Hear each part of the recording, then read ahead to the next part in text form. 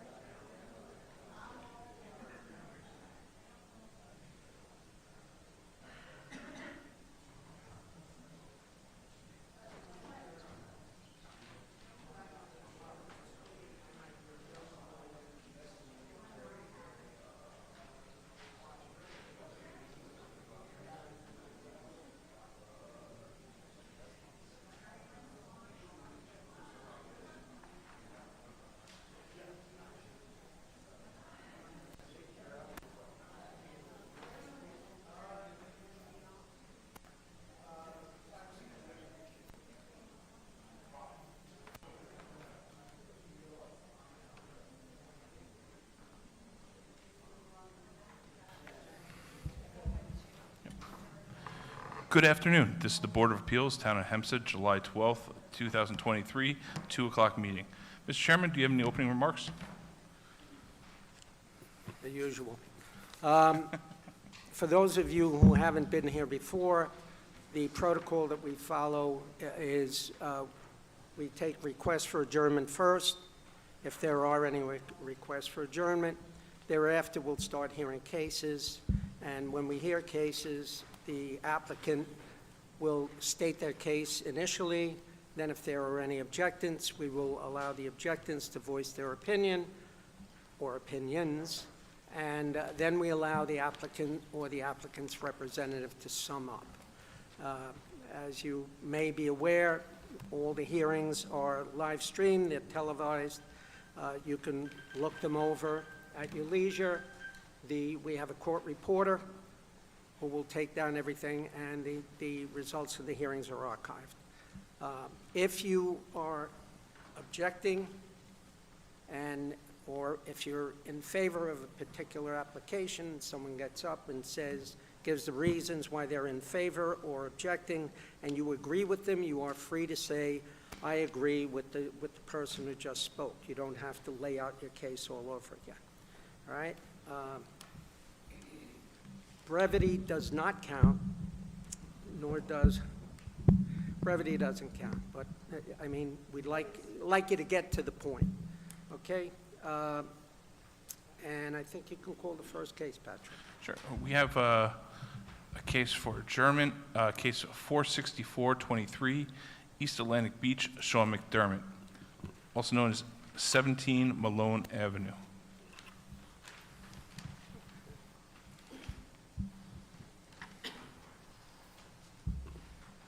Good afternoon. Good afternoon. State your name and address, sir. Howard Curtis, 241 Lansdowne Avenue, Carl Place, New York. Okay, Is that one? I'm representing Mr. McDermott. okay. So the mailing was defective, Yes. Patrick? Okay. When is the earliest we can place the case on the calendar again? We can do, one second. August 9th, 2 o'clock? Is that acceptable? Okay. And were you made aware of the mailing? The mailing requirements. Starts tomorrow? Yes, and to the, Tomorrow to the 20th. yeah, 7 days. Just don't do it today, you know, it has to be after. Yes, understood. 1? No, 2 p.m. So there's no further notice, it's 2 o'clock.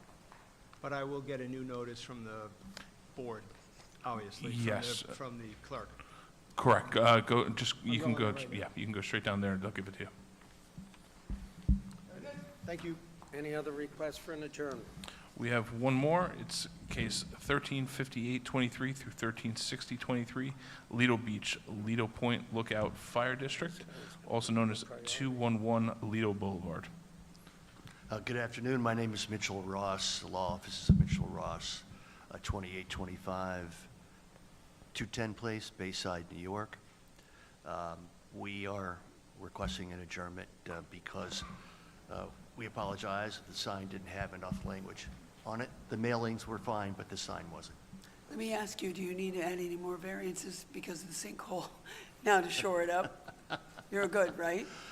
We didn't There fall was into the some- ground yet. We're still there, and we don't I need know any they more. evacuated for a while, But right? any accommodation that you can give us when we have a hearing, that would be great. Thank you. Also, August 9th, 2 o'clock. Thank you all very much. When does the sign have to be updated? Is it different from the mailing or the same? No, it's different from the mailing. No. Okay, you know when you have to do the sign? Yes. Okay, and they do or do not have to mail again? They don't have to So mail just again. change the sign within the parameters? Right. But you have to submit the sign affidavit, Yes. Thank Did you. Did you say 9:30 or 2? 2. 2 o'clock. See Thank you then. all very much. Thank you.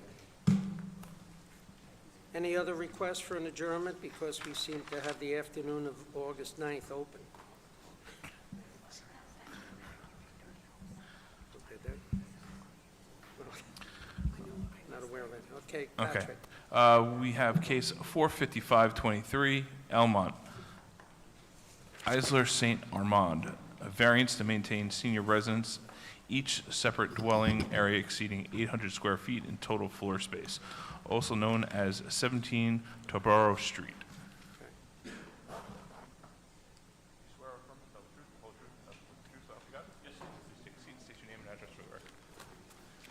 Good afternoon, members of the board. My name is Dean Kutsubis. My address is 121 Newbridge Road, Hicksville, New York, 11801. Right.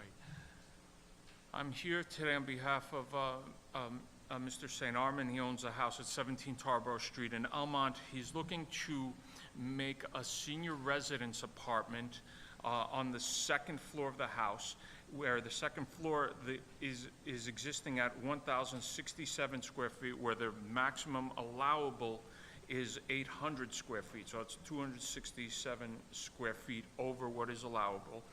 It complies with all the other ordinances. We have parking on site for 4 cars. This was a result of a major renovation on the property. Well, not the result. This was the intention from. I've been working with him for the past probably about 4 years. Right before COVID, we started doing filings for this project. What is both units are over 800 square feet. It looks like they're pretty much identical. Is the other unit also 1,067? The first floor is slightly smaller at 1,048, but the first floor unit also includes the basement. So the owner and his wife currently live in the first floor, and they're, The first floor unit is smaller than the second floor, but also includes the basement. How does that work? well, because when you live on the first floor, you live on the first floor and you have the basement too. How is that smaller than the second floor? Okay, because the basement doesn't count in the square footage, you know.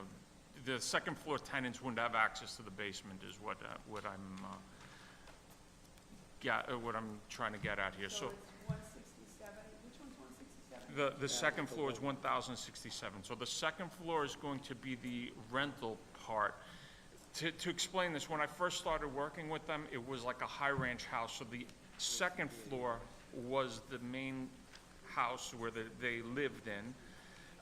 Well, that's where the kitchen was, and that kitchen is still there. So that's the part. So now they moved their their new kitchen is on the first floor. So Mr. and Mrs.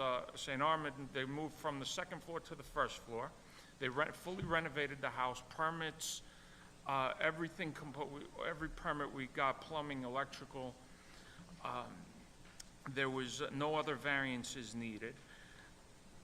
And then when filing for this senior residence, that's why the second floor is over on square footage. We've had discussions to try to reduce one of the units, but it wasn't practical to reduce any of the house to make this comply. So that's the variance we're asking for, is just to be over on the square feet of the smaller unit. We do not need any other variances.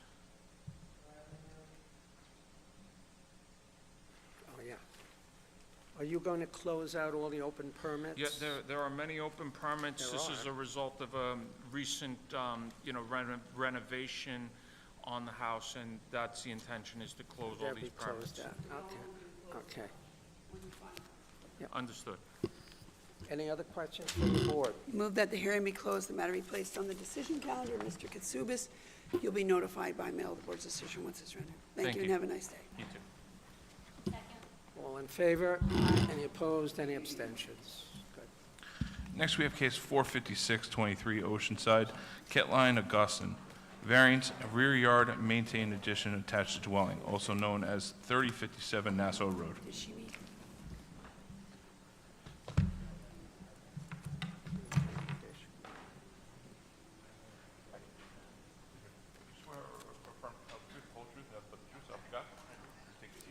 Name and address for the record. This is a maintain. Good afternoon. Tim Jordan, representing Paul and Catlin Augustin of 3057.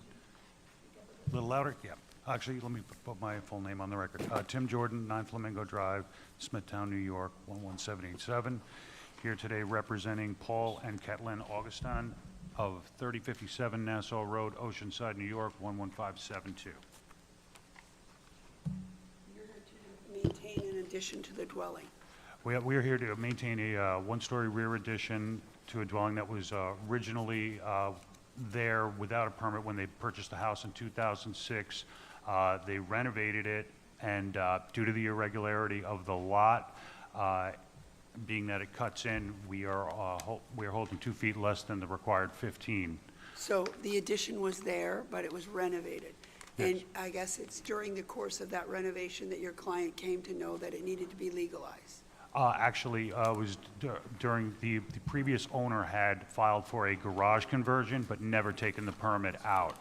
They would then purchase the house at the end of that year, and because the application was abandoned, and later on they would go for a pool permit, which they wound up not doing, we were brought in to take care of the legalizations. There's several things that are actually going to have to be So it was addressed. the garage conversion completed? Yes, we are also filing for a maintain on a garage conversion. You'll have to come before us for that later? We're not coming before that. That Okay. is all in compliance. As of right, okay. Yes. So this, but the addition that's before us, it was, the footprint of it was already there, or no? Correct. And then they somehow pursuant, along with all of these changes they were making or improvements, that's when they came to know that they had to legalize this addition. Exactly. How long do you, if you know, has the addition been there? I believe they did it approximately 2010. As far as the addition, the original addition, we don't know. It was a previous owner who installed it. And this rear yard variance you need, it looks like it only kind of pertains to half of the yard in the back, because the other half is long. Correct. And it looks like in that it's 13 feet deep. Is that a sound of? and Correct. what- So you're proposing 13, where what are you required to have on a first? 15, So it's a 2-foot variance. 2-foot variance, correct. And other than that, you don't need any other variances. No other variances. How long has the addition been there, if you know? The addition itself, again, I don't know. That was a No. previous owner, but the renovation was done approximately 2010. Right, okay. Any other questions from the board? Move that the hearing be closed, the matter be placed on the decision calendar. You'll be notified by mail of the board's decision once it's rendered. Second, Have a nice day. Thank you very much. all in favor? Any opposed? Any abstentions? Next, we have cases 45723 through 45923, near Island Park. Anne Marie McTurnan.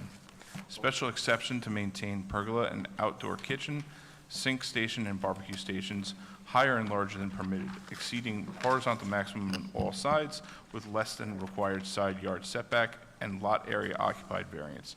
Variances, lot area occupied, side yards aggregate, maintain deck attached to dwelling, variance, side yard, install gas generator attached to dwelling, also known as 200 Kingston Boulevard.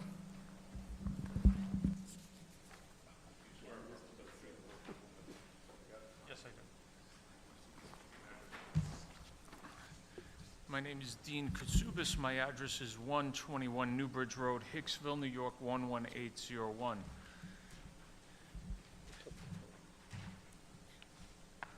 Mr. Katsubis, Before we get started, you submitted several photographs. Yes, Did you take them? yes. They look like ghost photographs. I mean, you can't see anything. Okay.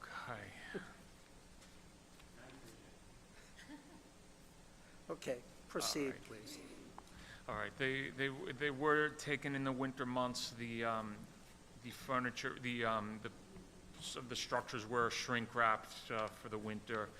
And we probably should have submitted better photos. Unfortunately, that's what we had, and that's Updated what we ones would have submitted. been nice, Um, but, okay. Good afternoon again. I'm here representing my clients, Mr. and Mrs. McTiernan of 200 Kingston Boulevard in Island Park.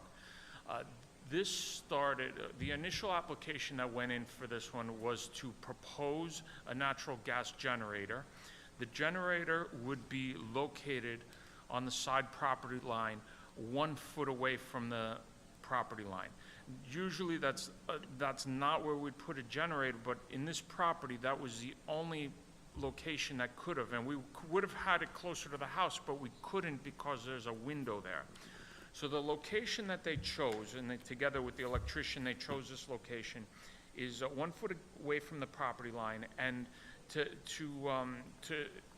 kind of show you where that goes is, it is blocked by the neighbor does have a fence in that location, and the neighbor's house is approximately 22 feet away in that location. So it's in an area where it would be far enough away from the neighbors to cause any impact to that neighbor, only because his house is far away and it is blocked by a fence in that location.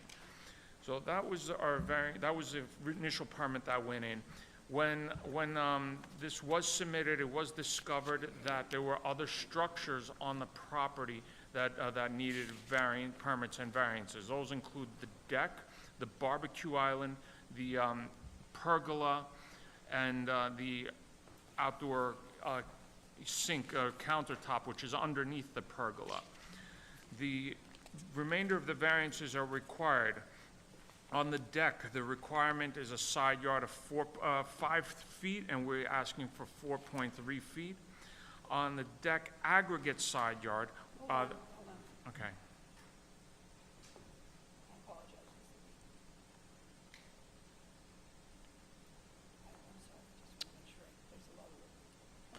So the deck needs The deck needs a side yard setback, and that's really to the steps. If you look at the plot plan, you'll see it's a 4.3 setback to the steps where it's supposed to be 5 feet.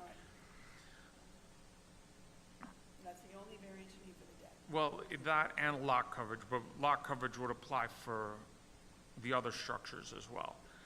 Oh, and we also need side yard aggregate on the deck too. The side yard aggregate is supposed to be 15 feet, and we have a total of 12.7. That's the smallest sides on each side of the house. Adds up to 12.7 feet on the deck. On the pergola, we have horizontal maximum. We're asking for 19 feet and 18.3 feet. I just want to, describe this pergola. It's 4 columns with an, open rafter type roof. So it's not an enclosed structure. It's just provides some shade over the countertop and the bar. It's not. It doesn't cover the cooking area, the barbecue, but it does cover the countertop with sink. So. That's, it's 18.3 by 19 feet. What does that make it in terms of the larger amount? Okay, so it is a total, it is 9.66 feet high, so it's approximately 8 inches higher than it's supposed to by code, where the requirement is 9 feet. And larger, so the requirement is 144 square feet, and we are at 348 square feet. That is a substantial difference, but as I mentioned, it's really 4 columns and an open framed roof, so it's nothing enclosed and not even a roof, because you could see right through the, If the board were inclined to approve it, at this size, would your client agree to a condition that it never be, walls never be added and never be enclosed? Absolutely. Keep going. Okay. We'd also like to ask for a variance for the side yard on the barbecue island. The code is 2 feet, and they set it at 1 foot.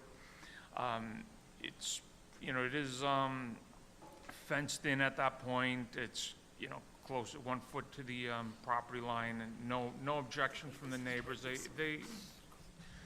They are friendly with the neighbors. We chose not to ask for consent letters in this case. So not that, we don't know that, we don't feel that there's any objections from the neighbors. And then the last variance we're asking for is lot coverage.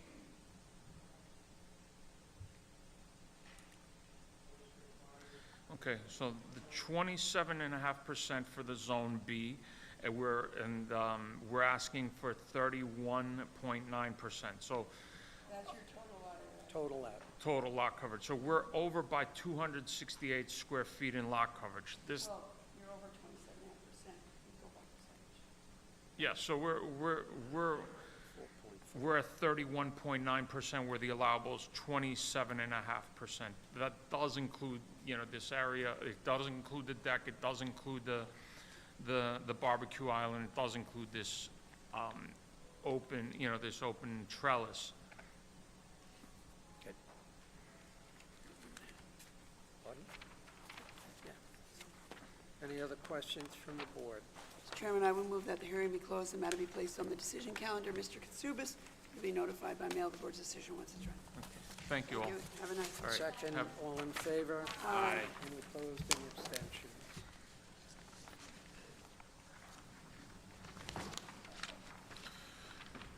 Next, we have case 46023 Baldwin, Jeffrey and Lisa Sterling. Use variance to maintain two-car detached garage, a portion of which is used for storage, and with height variance, also known as 2331 Rockwood Avenue.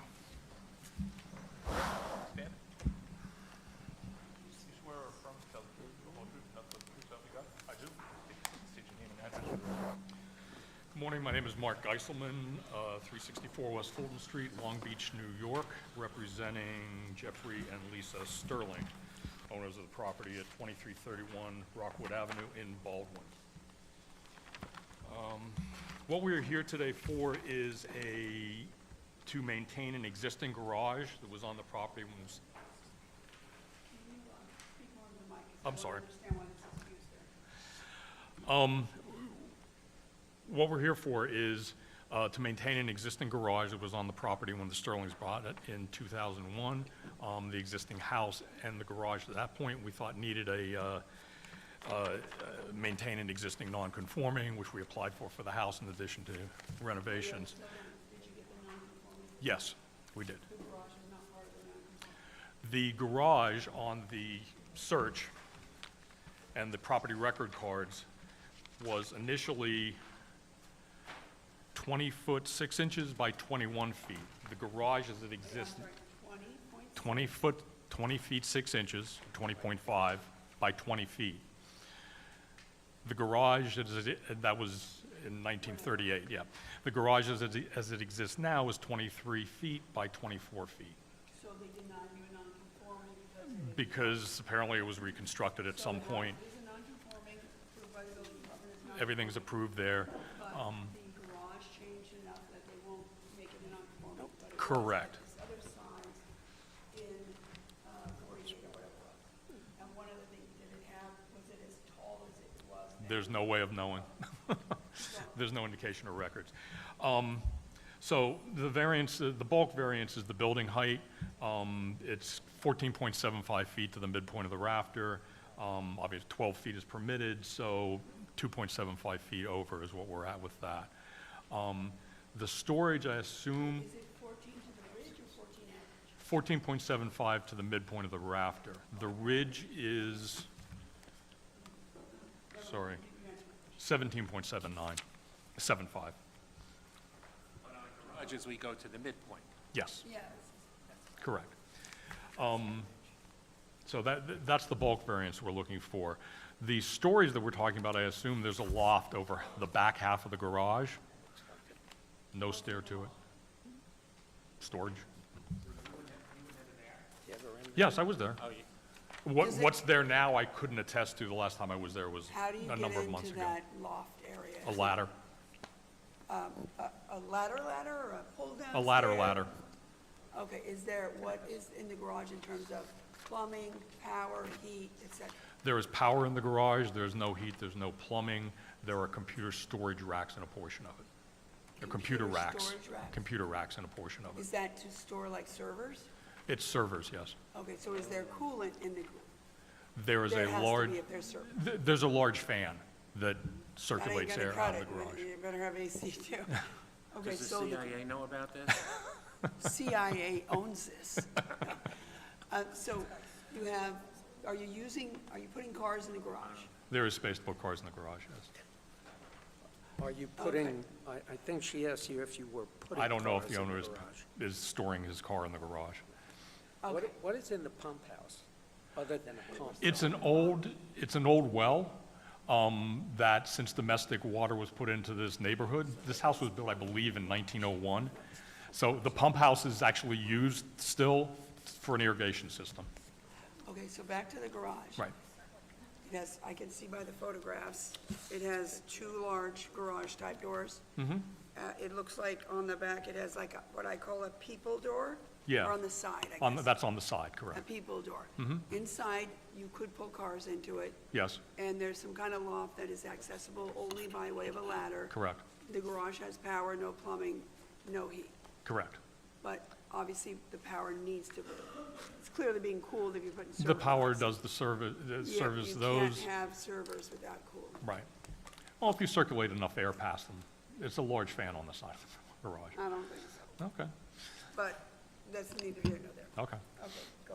And So, and just one more thing. Sure. What's on the second level besides the computer racks? Anything else? no, there's no computer racks on the second Oh, level. they're It's in the just an lower open level. space. They're just on the So you pull ground the car level. in, you run into the computer service. In half of it. Okay, what is upstairs? It's a storage loft right now. I don't know what's up there. I assume And there's storage. no, you said there's no plumbing? There's no bathroom in plumbing, there? there's no heat. Okay. Any other questions from the board? If not, Mr. Pellegrini, any other questions? No further questions? Concern I have is that it's a use variance, and without a significant amount of proof, it's hard to prove a use variance. Is there anything else?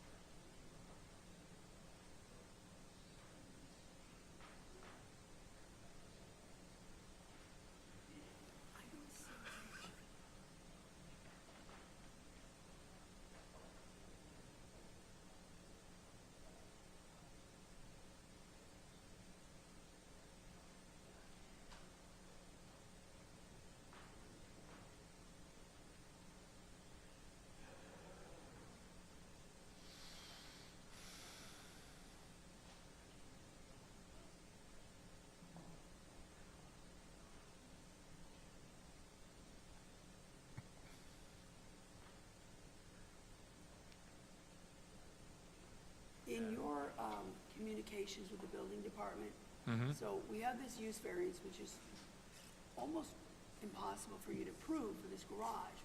I don't personally think it should be use variance because the definition of a garage is something you use for the storage of vehicles, et cetera, et cetera. Right. But every person uses Can- their garage also for storage. For storage, of course. And every garage has power to have lights, so you have, to me, hasn't passed by that. But then you're in a position of trying to prove a use variance. So I just asked counsel, in your communications with the building department, did they explain to you what the rationale was, other than the strict letter? Strict letter, their explanation was using it for storage other than a motor vehicle, because I believe the code says storage of motor vehicles. But why was it either or? Because I have a lot of junk in my garage, Oh, but I can put a everybody car in it does. too. Yeah, It's not either or, it's the car and the junk. right. Did you, My only, I don't want to say my interpretation, but my thought of it, and then was that the loft was the issue. There's a storage loft there. And there is head height at there, so it's high enough that you can stand in certain points of that loft. The eaves on the front and the back, well, the back is where the loft is only 3 feet high, where the plate height for the roof is. And it's a fairly shallow slope. So by the time you get to the middle of the loft, you've got standing height, and I assume that that was the issue with that being used as storage.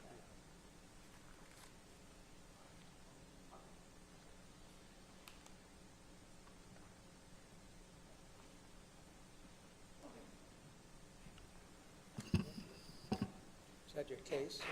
Yes. Any other questions from the board? move the hearing be closed, the matter be placed on the decision calendar. You'll be notified by mail of the board's decision once it's rendered. Thank you. Have a nice afternoon. All in favor? Any opposed, any abstention?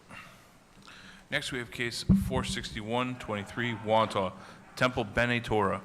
Use part of premises for outdoor sales as accessory to synagogue for 1 Sunday in July and 1 Sunday in November in calendar years 2023, 2024, and 2025, also known as 2900 Jerusalem Avenue. They're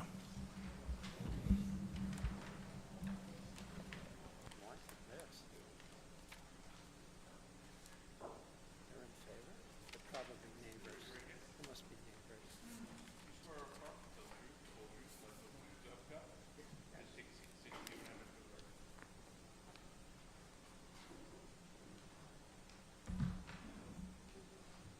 see.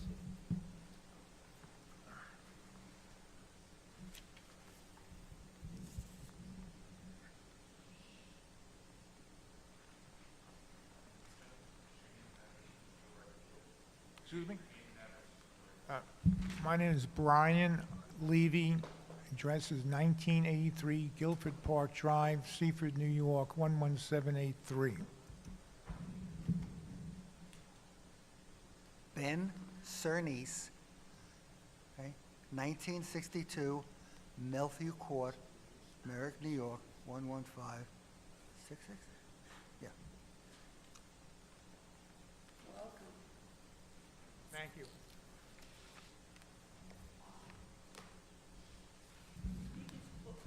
Loudly as you can in the mic, it's harder to hear than you think. Yeah. You're here because you seek to use part of your premises for outdoor sales, et cetera. Yeah, we filed a building permit with the town, and we've been doing this since we were running flea markets, we call it vendor fairs, for many years, and we have records. We did a search. We've been back here every 3 years since 2001 at least. So we run Ben here is the chairperson of the flea market. And evidently, I guess the problem is that we're a religious organization, and the law states that we shouldn't be selling merchandise outside our zone or area. Can I just get a few specifics? You run these flea markets, you'd like to continue to do so. Are they on the property owned by the synagogue? Yes, Okay, and is it in the summer only, or? it's once in the winter. We do a summer one, which is the fourth weekend in July, and then we do another one the weekend of Thanksgiving. So twice a year you do this? twice a year, You've and been we're doing doing it it for years. What happened that caused you to have to come before us to get approval to do it? Someone told us to. Oh, so you you just did it as part of your business and you didn't ever realize you had to get a permit or whatever? No, we file a building permit every time we have the fair. And every time we file a building permit, they deny it for the variant, and say we have to go get a variance. So you come before us every year? Every 3 years. Oh, okay. 'Cause Because the variance, in the write-up on the case here, it says one Sunday in July and one Sunday in November for the years 2023, 24, and 25. So you guys let us have a 3-year variance. That the last variance expired Yes. during COVID, as I understand. Yeah, and we want to thank you. During COVID, the old chairman who did this job volunteered, and he just couldn't do it anymore, and we had to shut down. So our original building permit was dated 2020, and we appreciate you continuing this until now. And the reason it's not a renewal is because it expired during COVID, correct? Yes. Okay.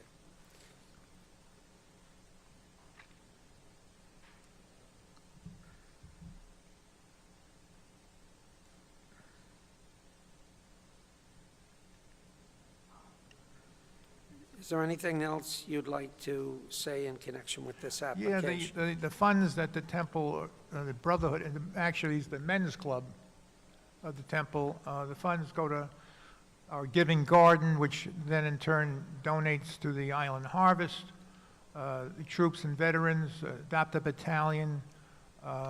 We just, last time we dropped off several bags at the inn and down the road in Hempstead. And also minor thing, well, nothing's minor. We donate the used glasses to the Lions Club. Can I ask you, did you already have your July event this year? No, It's coming up Okay. July 23rd. July 23rd. Yeah, so there's a little, time is a factor here. Okay. Do I have any other questions from the board? If not, do I have a motion? Mr. Chairman, I would like to make a motion, case 461 of 2023, Temple Benai Torah, the address of which is 2900 Jerusalem Avenue. I would make a motion that we approve the application as requested for a period of 3 years. Do I have a second? Second. All in favor? Aye. Any opposed? Thank you very Enjoy your much. event. Thank you very much. Good luck with the event.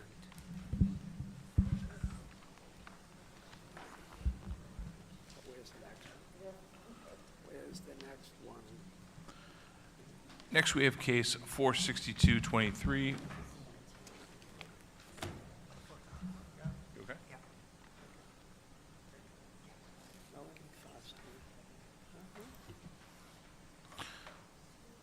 We have case 46223, Roosevelt, Deal Development Corp. Variance is a subdivision of lot area, front width from and on street line to front setback line, construct dwelling. North side of East Pennywood Avenue, 475.91 feet west of Park Avenue. Additionally, we have 46323 Roosevelt 3A Decatur LLC. Variances, subdivision of lot area, front width from and on street line to front setback line, maintained dwelling on a lesser lot, also known as 71 East Pennywood Avenue. Oh, I didn't see that, I'm sorry. The sign-in sheet.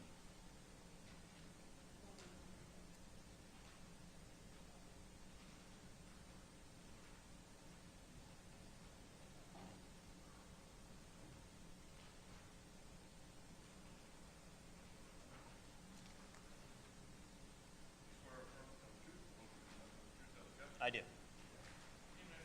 All right, good afternoon, Chairman and members. Christian Brown, McLaughlin and Stern, 1122 Franklin Avenue, Garden City, appearing for the applicant.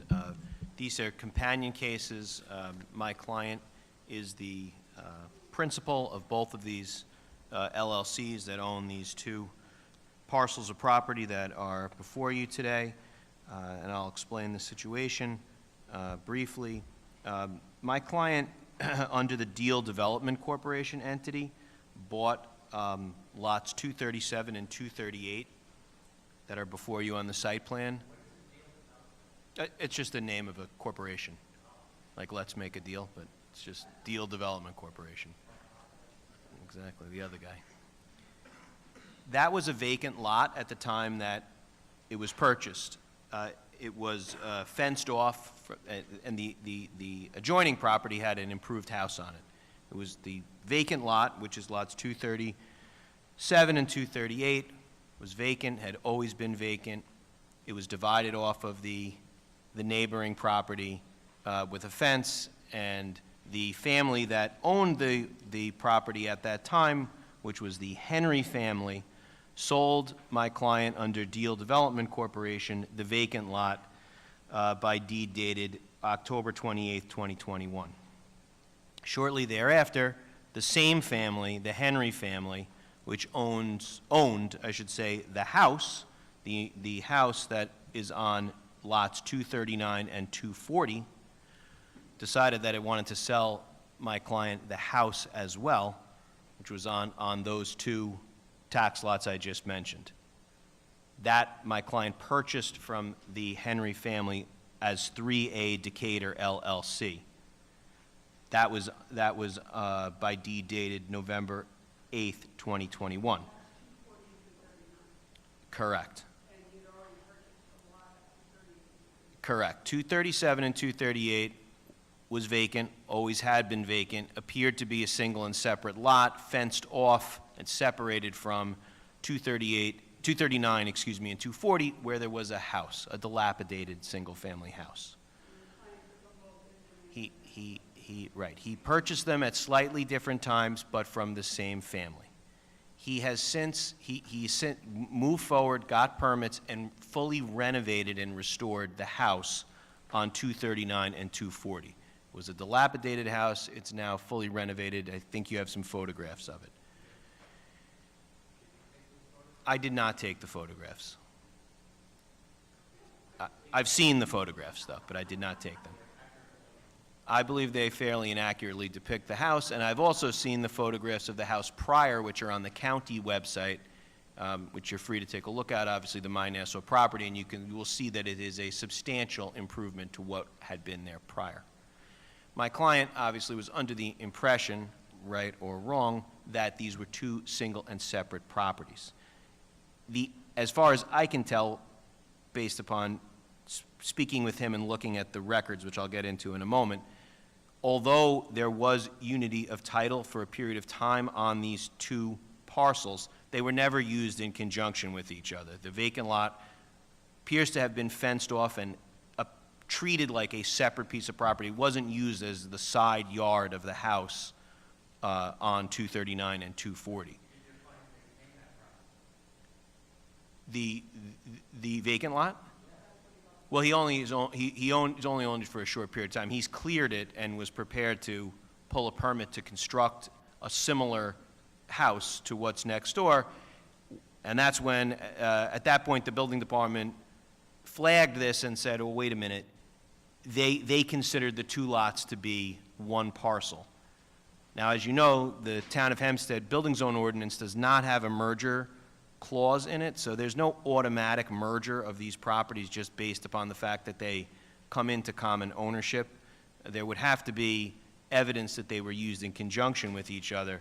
I don't think there is any such evidence, but in any event, we're here asking to the board to bless this as two separate parcels, one to maintain the house that's been newly renovated on a 40 by 100, that's the maintain on a lesser lot, and then grant permission to build a new house on 237 and 238, the vacant lot, which is also a 40 by 100 lot. It would be the same house. House meets all of the required setbacks. It's just a lot size issue. If you look at the radius map, which I have here, you will see that where's my radius map?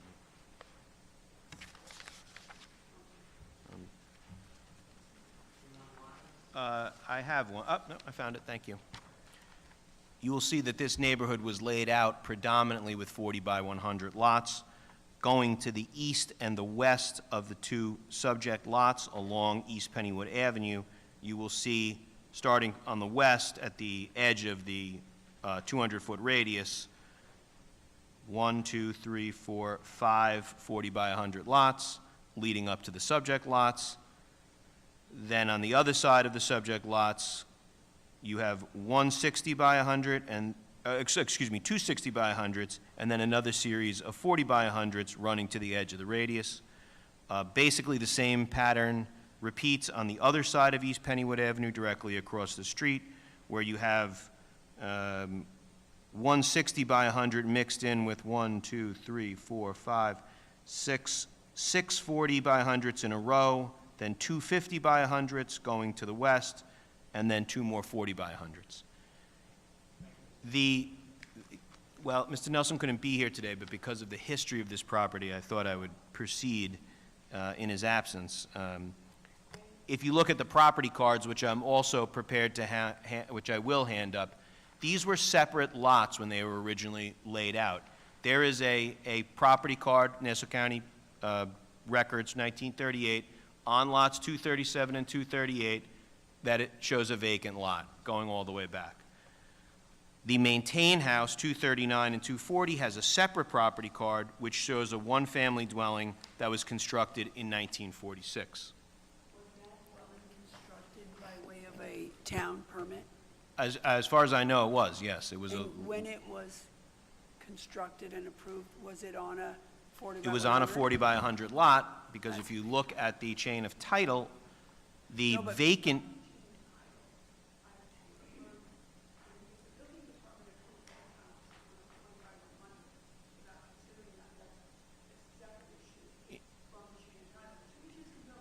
well, they did, because why I'm referencing the chain of title is because in 1946, which is when the first record of 239 and 240 appears, it is not in common ownership with 237 and 238. 237 and 238, the vacant lot, goes back to 1921. The improved lot appears in the records for the first time in 1946, and the properties remained in separate ownership until 1985, when one family came into possession of both. That family sold both lots, both groupings, I should say, to the Henry family in 2013, and the Henry family in turn deeded the groupings out to my client in the way I just described. So the original map had these as single and separate parcels, 40 by 100s. The vacant lot has been vacant as a vacant 40 by 100 since 1921. It did not come into common ownership with the improved lot until 1985. And as I mentioned, both of these properties were treated as separate. They were never merged in the sense that the owners of the improved lot never seem to have used the vacant part as part of their property as a side yard. There's no pool, there's no patio, there's no evidence that they were ever really used in conjunction with each other.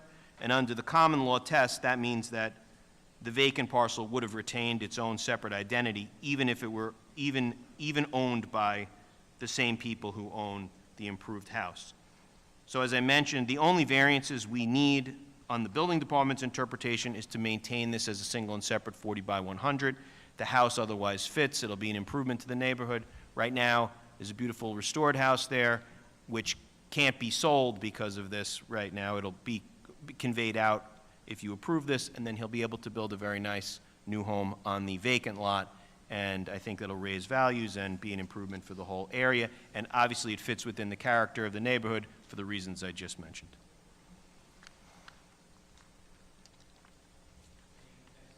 The usual concerns about single-family dwellings remain? The usual conditions are acceptable, yes. That it remain a single-family dwelling, and with No the... exterior basement entrance? Correct, correct.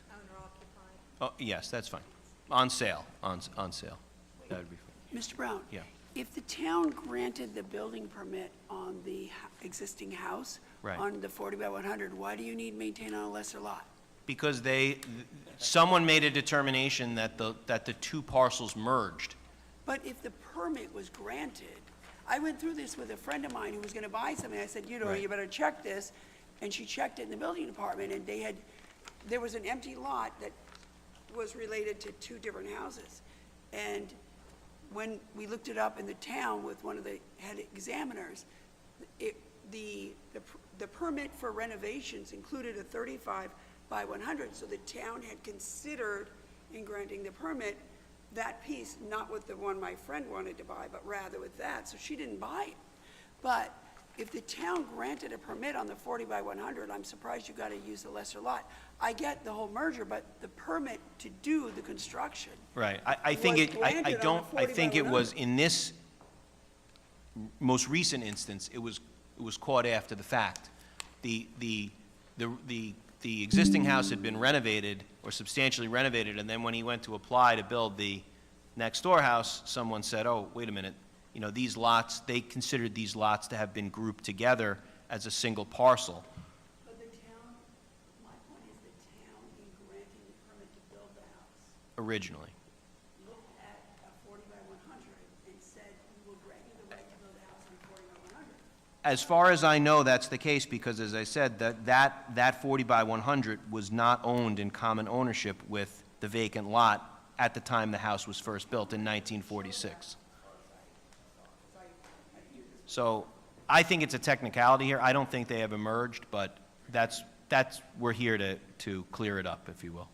But I think also the merger comes into play conceptually when the town grants a permit to build something, thinking something goes with something because they're owned together, and they think, okay, this is an acceptable scenario, it's an as of right, and then you later sell it off. That's why the merger matters, because the town's like, no, we granted you the right to do Right. this and that. Right. Because you had this property. Right. You don't get to sell it off But, without our right, permission. and that's correct, but nothing changed in the footprint of the original. It's not as if it encroached into the That's what I'm vacant saying. area or I so mean, I forth, think so. conceptually, the fact that a permit was granted before Yeah, this alleged merger. Look, this is, in my opinion, the vacant lot is a pre-existing non-conforming lot that's been on the map since 1921, and it's should be considered a legal building lot, is the bottom line. That's my case. Move that the hearing be closed, the matter be It was placed one on the person. decision I think calendar. it was one person signed Oh, it. I withdraw my motion, Mr. Chairman. Oh, yes, we do have someone. Melody Foskey. Come on up, hon. You can go to the podium here. Is the microphone working?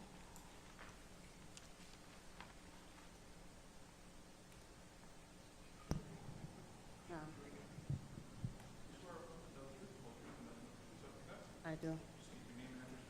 Loudly. Hi, my name is Melody Foskey. My address is 54 East Pennywood. I live across the street from the client's lot. Go ahead. Yes, I came here to speak my opinion of the proposed lot being built because, as he said, the character of the neighborhood is that the house that they're trying to build on this small space, because it's a small lot, the whole entire block is now so filled, you can't even park anywhere in the neighborhood. It's from the time they built the first house on their property, the first initial house, The And- house that's already built there, that they just built there. She means that was the house, the existing house that was renovated, The correct? existing house that was renovated. So it's about maybe 3 times the size that it was, because it was a small house. And now it's about 3 times the size that have boxed out the, neighborhood. So those houses are like the bigger houses on the block. You can't even see coming out your driveway. I don't even know now if the community now has became more commercial than residential, because you just have commercial vehicles, the big trucks, landscaping trucks, everything is like, you cannot even see coming out your yard from the neighborhood alone. That lot is so small, so if he's putting another house the size that's there, I mean, you can't even see where he could put the house and a driveway in that property alone, just there, because it's so small. The lot that he wants to build another house on is the exact same size as the lot the other house is on, but I've been there where I'm like, how do you even fit a house there? So I totally get. They don't need any variances for side yard, rear yard, front yard, so they apparently have enough space in whatever the sizes they propose to not have that problem. Mr. Brown, I Yeah. take it, I'm looking for the plans. Yeah. How many cars can you fit in the driveway? Well, if the house will be set back 20 feet on the lot, there is a driveway parking pad in the front that could fit at least 2 cars just in the front, and then it extends back another 10. extends back? No, the driveway extends back to the rear of the house, so if you look at it, it's like an L shape, so you could park more cars along the side of the house as well. Okay, and it has a garage, I assume? Yes, and there's 36 feet to the rear, and both side yards comply at 10 and 5. Okay, so that's that. Well, if the occupants, and I don't, it doesn't, to me, you know, how many people go into your home? I mean, if you're saying you're building a house for 3-4 people, but then there's 10 people and all 10 people own cars, then you're adding more cars in the neighborhood, and there's nowhere to park. Like, you're actually having to come home. You can't even come in from work late night and even park because there's nowhere for you. Yeah. Would accept an owner occupied? Yes, as I said, owner occupied on sale would be fine. Mr. Brown, Yes. as the plans originally showed a garage on the premises, I and that's been crossed out. thought there was an interior garage, but I could be mistaken. There's not I one. can't find the plans, so. Not on what we have. Yeah. If we were inclined to approve this, just so you know, we would require that the owner of the premises live on the premises, so that it's not becoming a rental unit that no one cares about, et cetera. It also can only be a single-family dwelling, with 1 kitchen. It would require they provide sufficient parking off the street. No That doesn't exterior. mean someone can have 6 cars, I agree. No exterior entrance. We do what we can. And all of the conditions that we impose, if we, if you see, for example, if you find that the owner, the owner isn't living there, you can call the building department on these conditions, then they are required to comply with them, if not, they can lose the grant. Yeah, they're the ones who, the original owners of the lot the house that they just built, because it doesn't seem like those are the people. Hold on. As I understand it, Mr. Brown said that his client bought the blank lot first. Thereafter, at some point, the people who own the house, who had owned the blank lot, sold the house too. So, Mr. Brown, would you give her your contact? Sure, of course. Yeah. That way you can get whatever information you need to who's there, you know. It's the same owner right now. And is your client, Mr. Brown, intending to sell the property? Yes, I believe that if he can't sell the existing now because of this issue, this title issue, I believe his intention is, if this is approved, he will sell both lots, I believe, yes. Sell both houses to people who have to live in them if they buy it, and 1 kitchen, single family. Yeah, and just to the chairman's question, I didn't realize that the garage had been crossed out, and on this plan, it shows it as a home office instead of a garage. 6 over 6, Mr. Brown? So I would leave that to the board's discretion. But if you look at the plan, there is ample room to park, as you just discussed in the last case. Most people don't put their car in the garage anyway. So there is a large parking pad in the front, and that driveway runs the entire length of the house. So that's.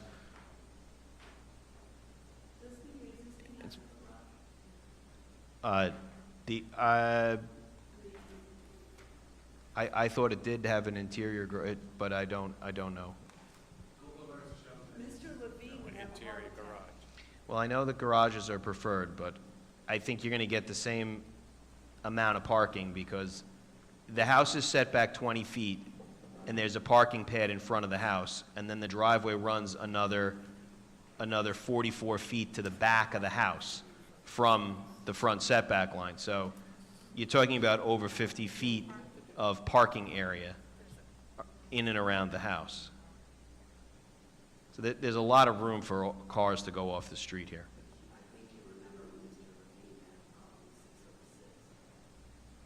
Well, yes, I remember. I don't remember that particular problem, but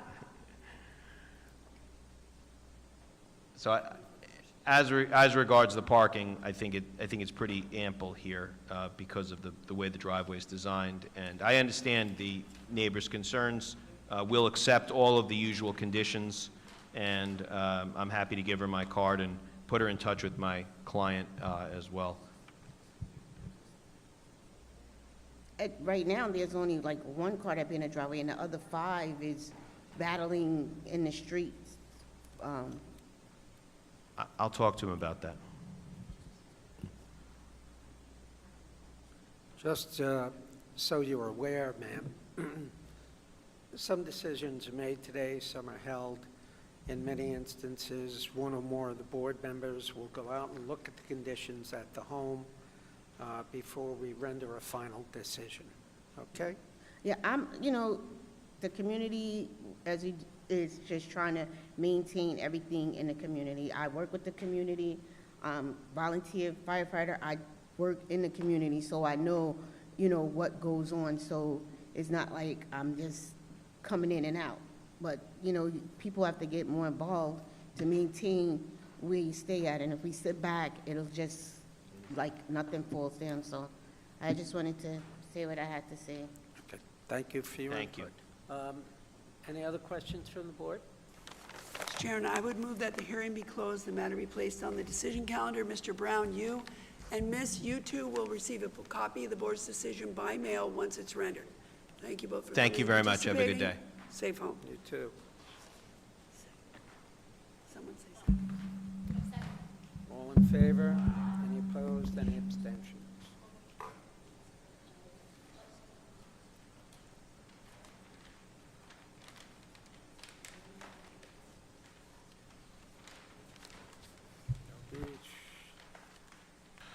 Next, we have cases 348-23 through 349-23, Belmore. Vive Pub Incorporated, doing business as Cassidy's Restaurant and Bar.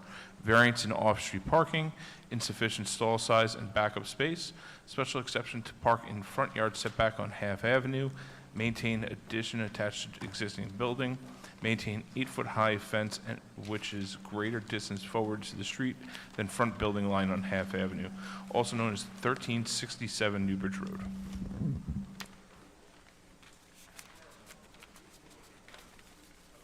I do.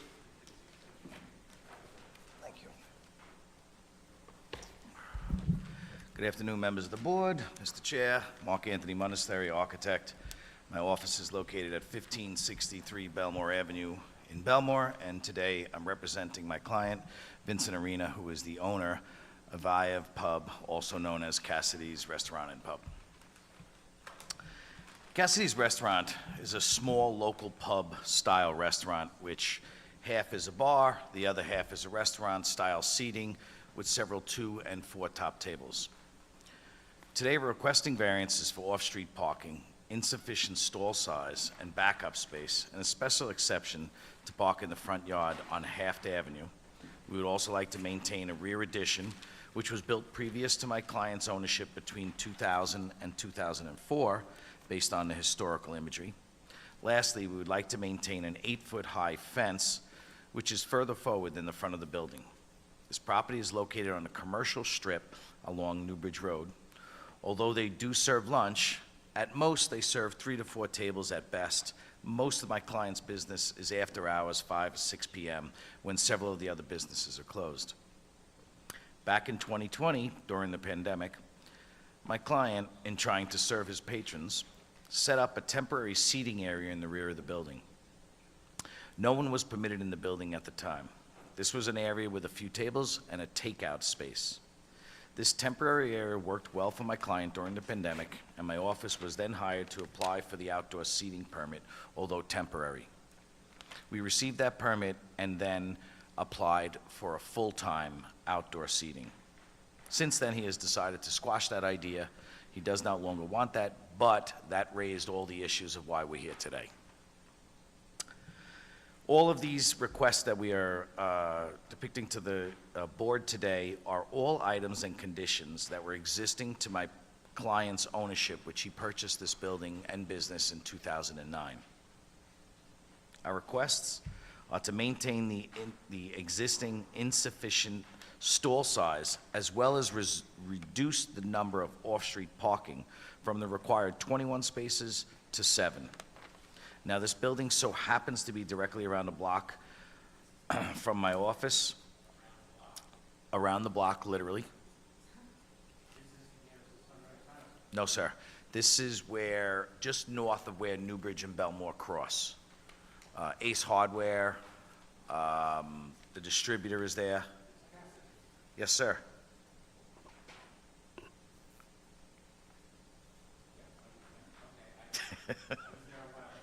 Oh, me too, a couple hours ago.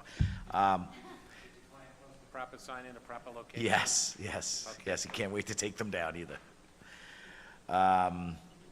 Being that this building is around the block, my office, my past and my present office have been there within the past 25 years, I know the building relatively well. I remember when we'll call them the brothers that own a bunch of other establishments in the area actually purchased it, renovated. Okay. I've been there previous to that. I've been there since my client has owned it. And I could tell you that a large portion of my client's patrons are locals, real locals. Like they walk there from across the street, from around the block, and things like that. Additionally, we'd like to ask for a special exception for the parking in the front yard along Half Avenue, which is the side block. It's not Newbridge, but it's side block. Lastly, we request... Half Avenue is with the main entrance. No, main entrance is actually on Newbridge. All right, You're still on the wrong... tell me a little more about the parking. Some of these stalls look like they're, stalls 1 through 5 are 9 by 18. Yes. They're setback, I can't tell by the numbers how far they encroach in the side, into the front yard, if you will, but there's insufficient stall size. Does that relate to those or some others? All of them. So except for spot number 6 is the only one that actually complies. So the building itself from the property line is just shy of 30 feet. Wait a So second. along Half Avenue. Are they 9 by 18? I Yes, thought they that was are. what was required. It's not the spots size. No, it's the stall backup. size is here. Say it again? I have stall size. I don't know why, That's because the the stalls source are of my correct. confusion. Yes, I understand. It's actually the backup space. I think they... I have that too. Insufficient stalls. I don't know why, because it is proper. And then the backup, some of these numbers look like there's a 24 backup, so I don't know what to make of that. That's over the... None of the parking spaces along Half have the proper amount. I mean, from the building to the property line is 29.8, basically Okay. 30 feet. So what's the backup you propose? No, but it's stall size too. 9.5 feet, 9.5 instead of 24. correct. And how many, I see 7 stalls, is that what you have? There is 7 stalls, correct. And what's required? 21. Okay, and I know the walkability thing. So, Thank you. and the other two, the diagonal, they look like they have a 17.5 backup? Number 7 doesn't make it. Number 6, oddly, is the only one on the property that does. Number 6 has 7, oh, it looks like 7 has 17.5 too, no? I didn't hear you, I'm sorry. I'm sorry. So 6 and 7, it looks like they have a 17.5 backup. That's the direct line. No, they have a full, oh, you mean full-size backup? No, actually, What is the backup they have? number 7. 6 has 28 feet, but 7 only has 18 feet. Okay, so, so one doesn't need backup, the other one does at 18, I'm sorry. Correct. The others need it at 9.5. Correct. But they're all of sufficient stall size. You don't need, because on my calendar, I have Correct. stall size, so you don't need that. Then No, you ma'am. need the variance for the number of, and how long has this operated in the way it has with this number of parking? Again, you know, my office has been around the block for 25 years. I'm going to say 25 years. So it's operated effectively for 25 years or more with this number of parking spots? Yes.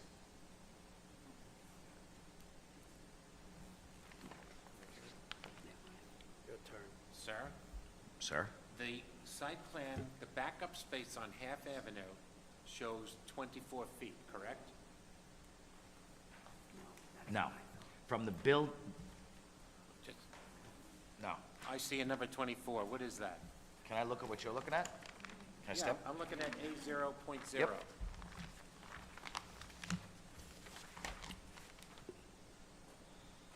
I see 29.8. It's 24. 29.8. On half? I'm Yes, talking sir. about this. 29.8 runs, okay, into the middle of the road.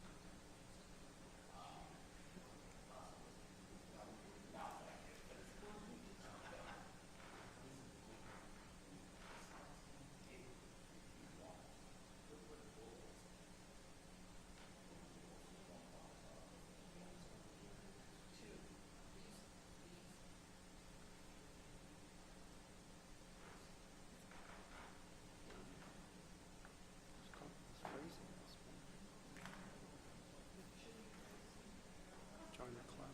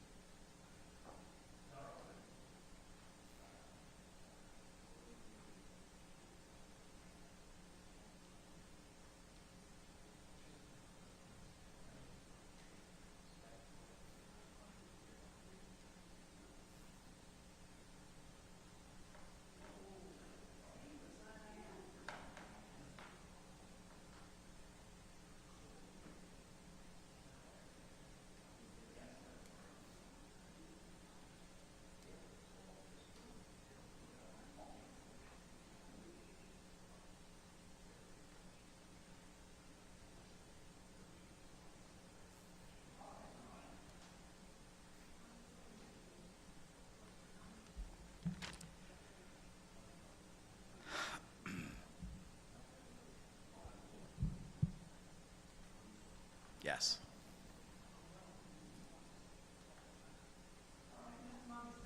Tell us more about your parking situation. Okay. So again, yes, they have been parking there for many, many years. There hasn't been any incidents, but as I stated earlier, the surrounding properties, which are commercial, actually close at 5 o'clock. There is plenty of parking along Half Avenue. None of the next-door neighbors along that block actually face Half Avenue.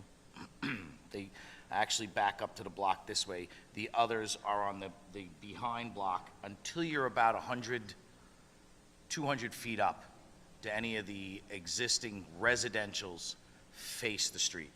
Given that your office is there and you frequent this establishment, can you give us just a general layperson's view of what you've seen and been able to use on your frequent trips to park on the street? Do you generally have an easy time finding parking, you know? It's not a large establishment, so it's not a big place that holds 60, 80 people. It holds 30 people, Right, realistic. but when you go there, is And it it- easy to park on the street? I've never had a after problem hours? parking. No, ma'am, there's plenty of parking on the street, Okay, on both sides of Half. okay. And again, you seem to have been denied for stall size, but these documents show you have a 18 by 9. I just want to be sure that you don't think you need stall size, because if we dismiss that, My anticipation, I'm gonna be denied for those stall sizes anyhow, so, but no, that that's is the. backup. Backup. No, stall size, I'm looking at the 9 by 18, which would be sufficient stall size. It is. Backup space. Well, you were denied for it, so we'll just keep it on. Please. So the reason you think that you can get by with less than 21 spots, and potentially, if we were inclined to deny the 5 in the front, with the significantly reduced backup, and with no potential barrier between the wall of the business, you still feel confident that, based on your experience and your frequenting of the area, that even if you only had 1 or 2 spaces on the premises, that, given you frequent it regularly, you feel confident that there's sufficient street parking given on both sides for all those feet? So I do, exactly what you're saying. Plus, I know the general manager there for many years, and she has never had a complaint. She did have one complaint from a neighbor directly behind her because they had a spotlight that was tilted a little bit too much towards their yard. She adjusted it down, that was it. Otherwise, she's had no complaints. They get along very, very well with the neighbors. They've never had any complaints about the neighbors.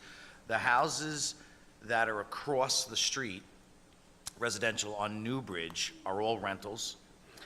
And both directions, north and south on Newbridge, are commercial properties. And Okay, there's I just, parking on Newbridge. I want to deal with the 8-foot fence. I'm having a difficult time finding it here. So it's along, what I'm gonna call the back property line, Existing 8-foot where you see the chain link. planter. Oh, I found the planter. Got it? Yeah? So there's the planter. I see a fence So there's a on- chain link fence that runs along there.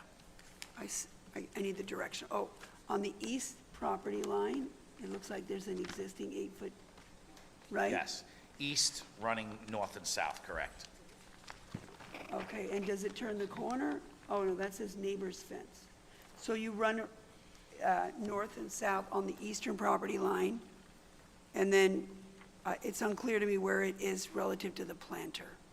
I mean, I see the planter, but, We're talking about a fence that's been there for 25 years. okay, I just want to make It's- the record. And it's built into the planter, which is what makes it the 8 feet. So the planter has the height, and then it's a 6-foot fence on top of that. Okay, so we have the fence on top of the planter and the fence on the eastern property line. And Correct. that's the extent of the 8-foot fence we're here for today. Yes, ma'am. Okay, thank you. Thank you. Uh-oh. I'll answer any more questions you may have. Then that concludes my case. Any other questions from the board? If Move that the not, hearing be do I have a closed, the matter motion? be placed on the decision calendar. Mr. Montessori, you'll be notified by mail of the board's decision once it's rendered. Thank you all. Have a great day. Mr. Montessori, you previously testified that you don't have a parking problem when you visit the establishment? Do you I do not. ordinarily take your car to drive 1 block to go to a bar restaurant? Oddly. I got short legs, so it takes me too long to get there. Mine are almost as short, and I would walk. Thank you. All in favor? Any opposed, any abstentions? Next, we have case 26423 Elmont, 770 Property 26 LLC, doing business as 26 Motors, Long Island, care of Marcos Benzequin. Variances, front yard setback on Hempstead Turnpike and Evans Avenue. Maintain display and sale of used automobiles in business district, a special exception for display and sale of used automobiles, permission to park in Res C district, parking in the front yard setback on Evans Avenue and in the clear sight triangle on both streets, variances in off-street parking, also known as 1305 Hempstead Turnpike. I'll be the one speaking initially. I do have my architect and my client here is here as well. If you'd like to swear them in, that'd be fine. Perfectly fine. Gentlemen, could you at least stand and be sworn by the clerk? Thank you. Oh, you're sure. Oh, wow. 60 Evans Avenue, 60 Evans Avenue, 60 Evans do. Avenue, 60 Evans Sure, thank you. Avenue. If you have an easel, that would be fantastic. Thank you very much. I appreciate it. Families live in 60 Evans. Robert Litt, Litt Law Group, 66 North Village Avenue, Rockville Center, New York. Good afternoon, Board. Thank you very much for waiting for the long day to end of the day to meet with us. I appreciate it. Thank you. I am counsel for 770 Property 26 LLC, located at 1305 Hempstead Turnpike in Elmont. My client is primarily located in a Business X zoning district with a minor portion of the property in the rear, approximately 4 feet in the back, which is residential. In March 2021, my client did purchase this property with the understanding that he had the valid approvals from the town, and that he would be able to continue the sale and display of used cars.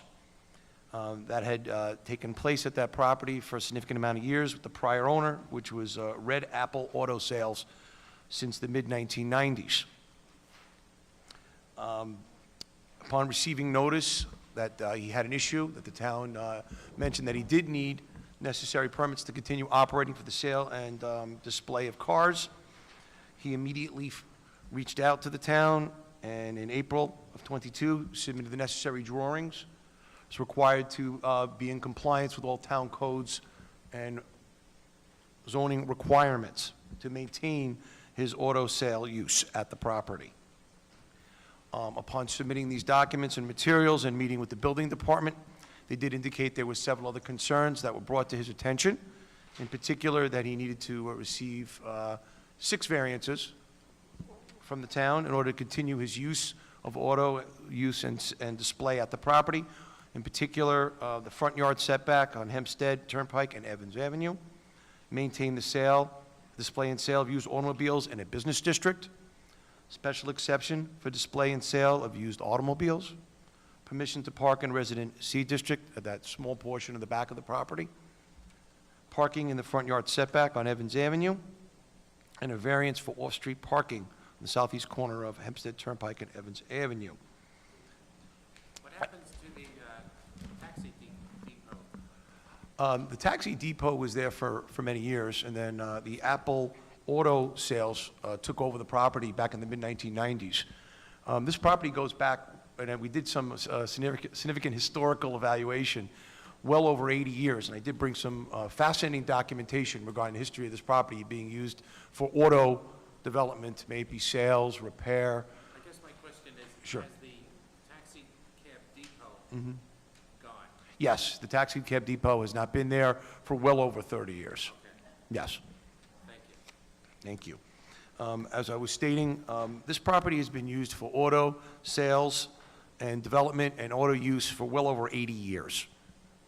As a gas station, car depot, taxi cab storage facility, display and use of automobiles as well, as I had indicated by Apple, by the Apple Auto Sales Group from 1995 till 2021. Would you mind doing me a favor? Yes, ma'am. When you get ready to start the various variances, could you Yes. start with the parking variance? Because I want to understand the parking versus storage, et cetera. Sure, and I can actually go into and answer your question right away, because we can discuss the fact that if you take a look at the plan, the plot plan, they do indicate that there are 22 spots on the property. Are those storage or parking? The storage spots are planned to be, if you take a look, I guess from number 5, parking spot 5 through 22 will be for storage, and spots 1 through 4 are going to be for the parking on site. Which ones are parking? 1 through 4, that's at the southerly-most part of the property. What about 6, 7, and 8? 5, 6, 7, 8 were going to be used for storage. But understand that if we would need to use them if necessary, depending on what the board would decide, we would certainly keep that in place. My client also did reach out to one of his neighbors, Avis Repair, right down the block, Labus Lube, indicated that if he needed to use additional parking, he would be available to do that. As a matter of fact, we did have Mr. Singh, who's here today, the owner-operator. He's also is here if necessary to answer any questions, be available to provide that overflow of parking if necessary. Right? Because we were concerned as that as well, because we want to keep as many cars on the property as possible. But as indicated when we met with the building department, they indicated that we needed to have 13 spots. We were going to provide 4 with the remaining 12. I'm sorry, let me get my math correct. 18 to be for storage. And that was typically the plan here.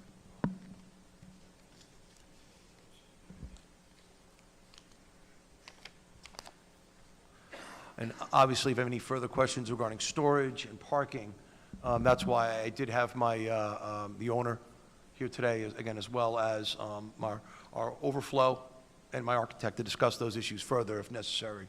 Thank you. One of the issues, wanted to make it very clear that each of these variances do satisfy necessary terms to be granted approval. In particular, this has been an ongoing use at this property, as I said, for 80 years. The applicant will not be able to realize a return if he did not get these approvals. This property's always been used as an auto use and sale facility, and that's what the value of this property is. This hardship is unique and does apply and is very relevant in the neighborhood. It's very important to understand that car use, car sales, and car facilities are located throughout the entire stretch of Hempstead Turnpike running in Elmont. One of the things that we did do was that we did plot the location of the property. If you just kind of give me some, and I'll explain this particular board shortly. But as you can see, Hempstead Turnpike is completely bereft of a significant amount of auto use and auto sales. So this particular use is very common in the area. This is not something that's unusual and unique, and it's not going to change the essential character of this neighborhood. And this hardship was not self-created. This particular hardship was not self-created. He bought the property with, again, as it was being used by Apple Auto Sales for many, many years. And then prior to that, as I said before, and I'm going to be providing the exciting and thrilling historical background for the property to the board. I did provide that information to show how, at least for the last 80 years, if not earlier, my information was limited. I only went back to about the 1940s. But you know, this particular property has been used for auto sales and auto use, and auto types of use, from, like I said, from gas stations to the taxi cab and any other auto use. Excuse me, do you park your cars on Hempstead Turnpike and Evans Avenue? No. From what I understand, there's no parking on Hempstead Turnpike. From what I understand, the parking's all done in Evans. And if there's going to be any parking necessary, also after speaking with my client and to several people in the neighborhood, that Evans Avenue, there is sufficient parking if necessary to be on Evans, but we're trying to avoid that. And that's the reason one of the reasons why we made the efforts to reach out to Avis, which is literally right next to our client's property, for the overflow and handling of extra cars. And he did provide us today with a very nice letter, which I will share to the board, if you don't mind. Thank you very much. And Mr. Singh is actually here today if you have any questions for him. He is from Avis Lube regarding the fact if we need to have parking overflow, if we need to move cars around. He has an agreement with them to put cars there. We understood this to be very important because at the last meeting, last two meetings, obviously, which were held back in April and in May, we did have an opportunity to speak with many of the neighbors, and they expressed their concerns and wanted to address them because we're all in the same community. We understand that, and we said, you know what, let's make an effort to see if we can find some other alternatives to keep cars as much as possible off of Evans Avenue. And we've made that effort to do that. Yes, sir. You have 22 parking spots Yes, sir. outlined in your plot plan. How many cars does your client ordinarily keep on that property? The way his business operates is he has another property down the block at 707 where he does auto repair, and this is the auto sales and storage of his facility. What he gets in when it's available, as you all know, the last several years, getting in autos and cars has been a tricky adventure for many of us. So when he gets them in, he does try to get them in and get them out quickly if he can. It can be filled up. I'm not going to say that it won't be, but it can be filled up, and that's why we wanted to make it very If clear. it's filled up, what are the maximum number of cars he wants to have on this site at any given time? Well, I would say that he would max out the 18 that are listed here, and with the 4 open spots, as I indicated, would remain for people to come and go off the property. I'm going to tell you that I probably pass this property 4 times a week, and I don't believe that I've ever seen as few as 18 cars on this lot. I mean, I've counted probably 35 cars, 40 cars on the lot. So you're going to restrict the number of cars on the lot at any given time to 18. Understood. Understood. Understood. And again, our goal is, like I said, soon as we were aware there was issues, Mr. Chairman, we immediately came to the town to try to resolve these concerns and become into compliance. And whatever restrictions the board feels are appropriate, we will certainly comply with same. Thank you. I wanted to continue with the comments that we made every effort to meet with the neighbors. We reached out to them separately even after we were in here for the hearings that were adjourned back in April and May. We wrote to them. We tried reaching out to them as well to try to, again, make the effort to try to resolve the issues and concerns as best as possible. One of the things we also did was that we reached out to the local business owners as well as other residents ourselves, which we did do, and we received testimonials and business from the businesses in the neighborhood and the neighbors as well, which I'm going to share and enter into the record, please. Here's 25 business letter testimonials from business owners that have been working with the property owner there and are familiar with the area and understand what everybody needs to be done, and that we'll all be respectful working together, and that my client has been part of the community for many, many years as well. Is there a car wash when I was there a while back, I inspected it, it's been a while. Yes, ma'am. And I feel like there was either a car wash or a garage door with some kind of servicing coming out. Well, from what I understand, Facing Evans, I'm not aware of any service being done on that particular location. is there a car wash? My client could probably ask a little bit more about the history of that property. I don't know. You can do that when it gets to it then. That's fine. Absolutely. Again, that's why I had him here to answer specific questions regarding the property and some of the history or anything else that's gone on over there. But I do know he's been operating down the block at 707 Hempstead Turnpike, where he maintains his auto repair facility, and this is why he purchased this location in conjunction with both. In addition to the 25 letters from the commercial owners, I'd like to also submit to the board 15 neighbor testimonial letters also in support of these applications as well. Please also understand that receiving these approvals are essential. There are 8 employees that are affected by this, 5 on site at that location, 3 at another that are related to this process, the one that at 707. And some of the employees are here today. I know we have 1 or 2 that did make the effort to come here, but we did get letters, which again, I'd like to also enter into record. I'm sorry, I didn't do it all. I should have done it once.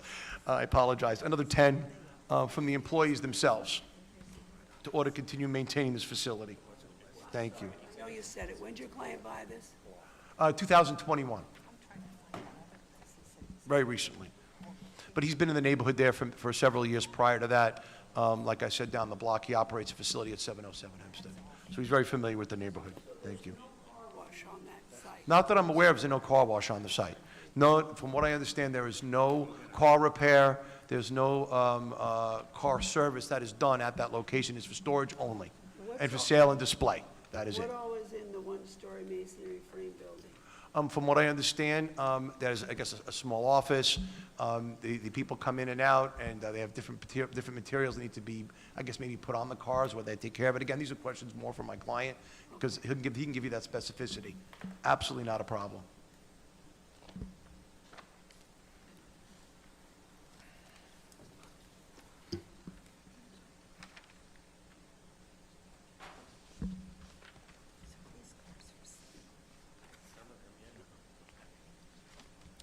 In conjunction with the 25 letters that came in from our commercial property owners, as well as our 15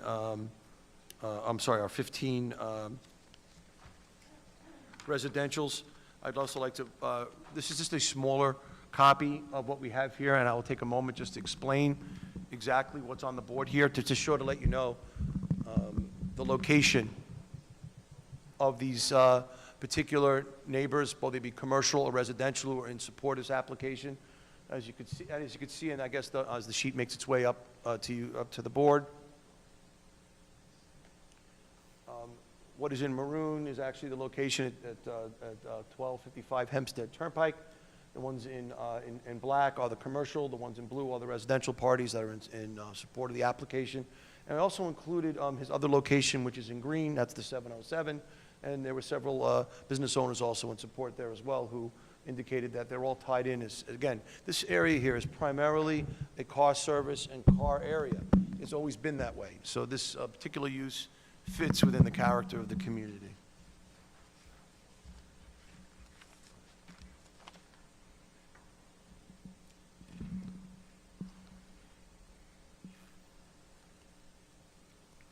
At this point, I did want to introduce my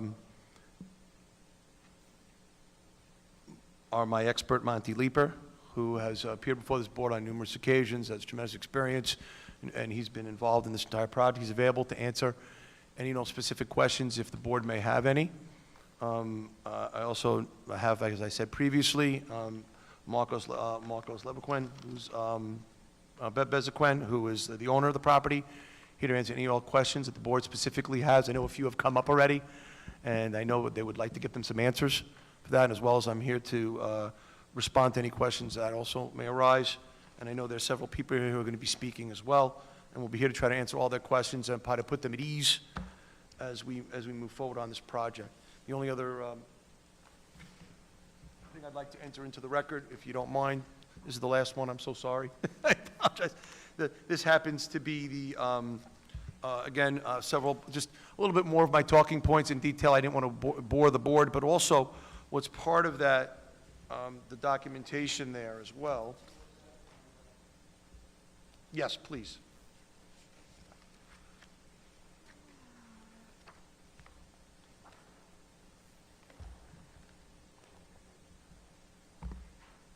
Did I inadvertently give you my note? No, did I give you my notes? Did I inadvertently give you my notes by accident? Because I've been trying to grab papers here. Did they come in on top? Nope, I have it right here. I'm so sorry. Nope, you're good. Thank you. I apologize. As part of that packet that I just gave you, just so you understand some of the exhibits that are included, as I indicated earlier, there's the history, there's a search sheet showing the building permits for the use of this property as a service station, car depot, and outside storage of taxi cabs. Exhibit B is the building record for permit number 58139 dated June 23 of 1948, showing repairs to an existing gas station. Building application number 127568, proposed building use of the property as a service station. That's in 1953. Building application, which was the authorization to a gas station, which the BZA approved back in 1954. Red Apple Auto Sales and Licensing, more information regarding the Red Apple sales. Their application permitting them to use card back in September of '96, and Google Map pictures that are kind of interesting from the past several years. I thought that'd be helpful for the board. Pictures in there? Yeah. Mr. Adams? They're in the package in the back in the exhibits. Thank you. Excuse me, could you please just give me the address of the locale where some of the excess cars are going to be parked? Yes. I'll give you the address. I'm sorry, I apologize.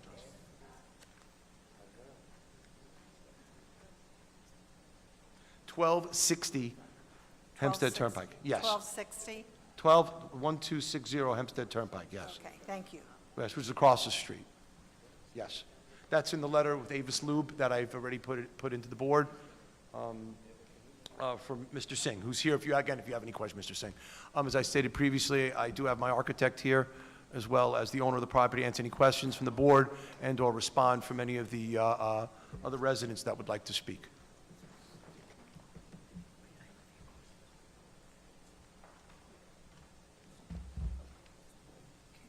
I'm sorry, I had to Yes, ma'am. use the restroom.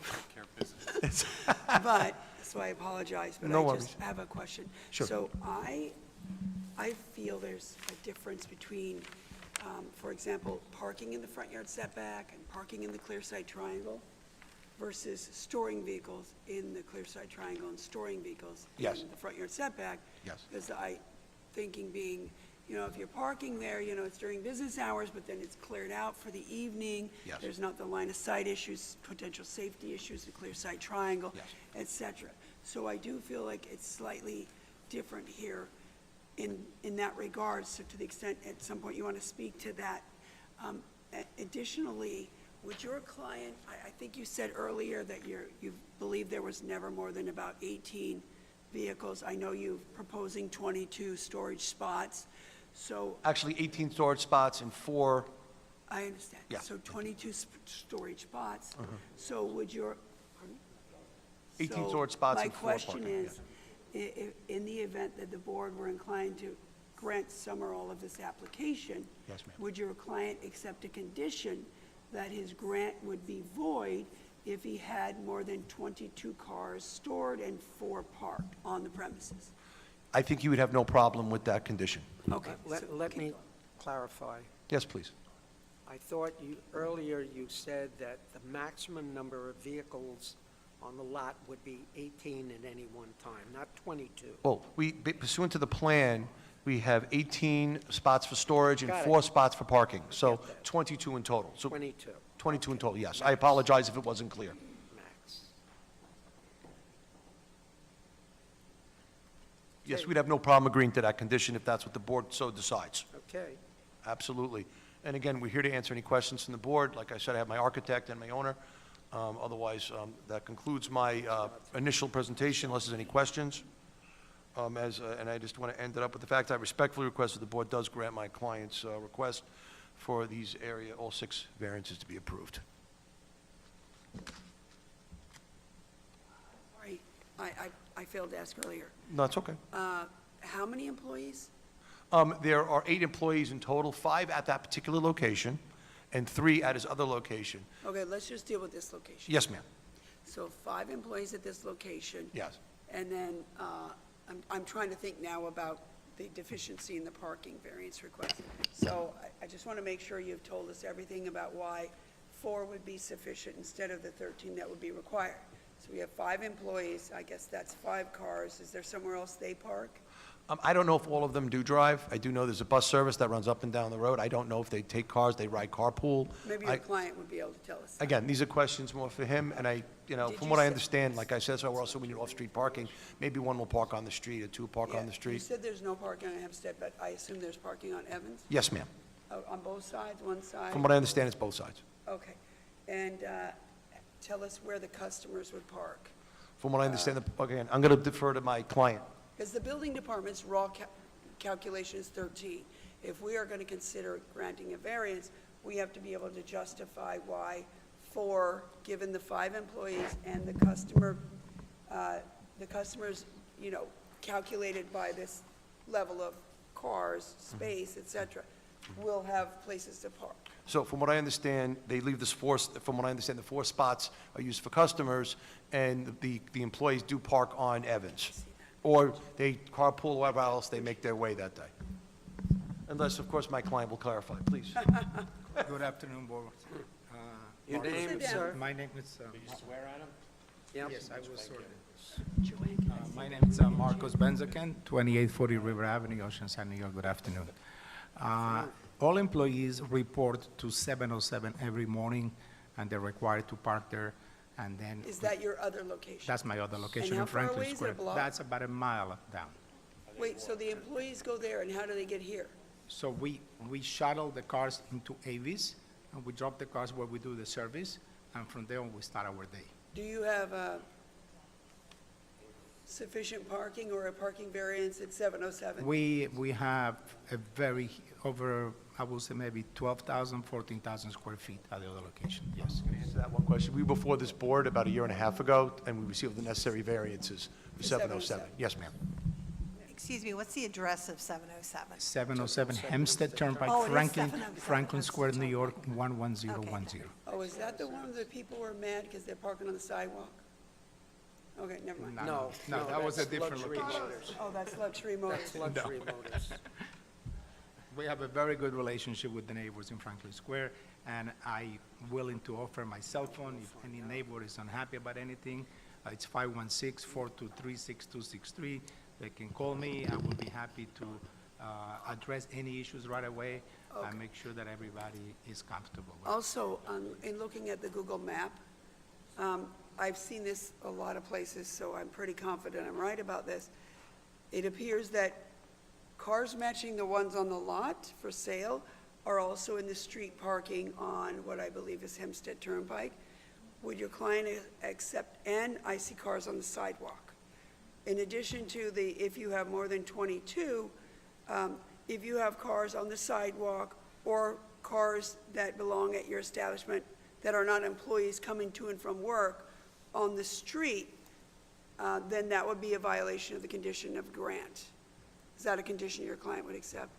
Yes, he would be willing to accept that condition. You could see very clearly that there's 38 cars on the lot, or it's jammed.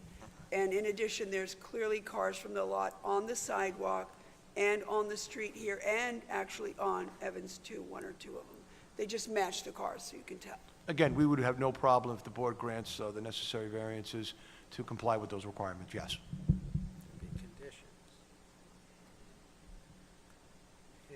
Oh, this is your client. Yes. Is there a car wash there? No, there is a repair shop next to us, All County Auto Repair, and they do their whatever they do. Next to repair. you on Right Hempstead next- Turnpike? On Hempstead Turnpike, No, yes. I was They door to door with us. okay, when I was on Evans, and I looked over a couple of month ago, whatever it was, I was in the area, so I did the inspection. Right. Just exactly where I can see here on Google Earth, where you keep a driveway open. Yes. There, I thought I recalled like a garage door. I might have taken pictures. It's a small shed. It's not a garage or anything like that, and it just... Can a car fit in it? No. Oh, okay. What's it used for then? Just the office? Just to put in a couple of things, maybe to fill up air on a tire, or maybe if there is a flat tire to plug it in. So you bring it out because the car can't fit in it? No, there's, it's a portable unit that you bring into the car. It just, you Oh, yeah, carry- no, I thought that I recalled something, a door to the main building. No, So there's there's no garage type No, door? no, Okay, nothing my mistake.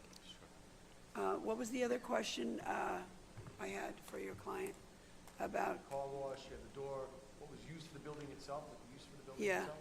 So it's a small office, basically, the people that come in, we will show the car, and then we will do Well, whatever. it's 28 by 25, it's not that small.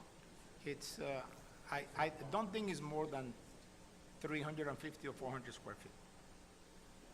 Okay. Is there a lift in that building? No. The 5 employees, I take it probably someone's one or two office workers, 1 or 2 salespeople?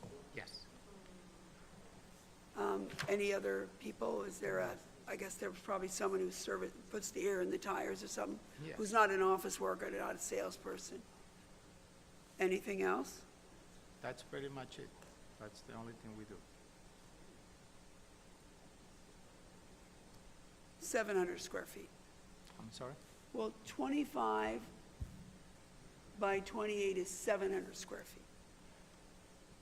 No, I'm roughly, just, I was- whatever, I'm not saying that, I don't know to the exact number what it is. Right. But it's practically, it's not so big. The whole property, I think, is 0.25 of an acre. yeah, I was just focusing on the building because you Okay. said it was like 3 or Right, something. right. And I thought it seemed bigger, so that's why.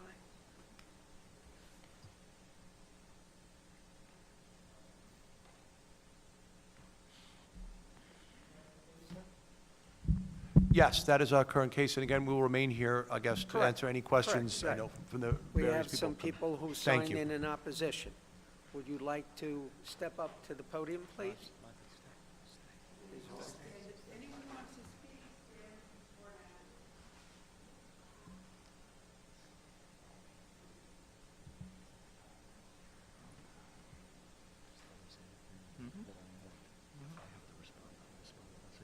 Okay?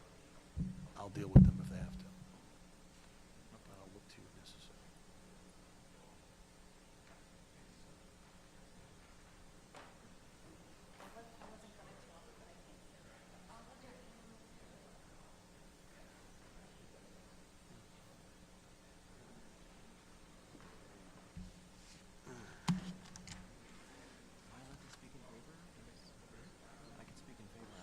If you want to, you can, of course.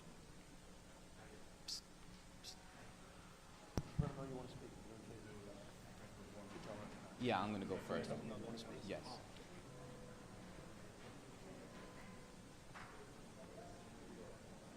Thank you very much.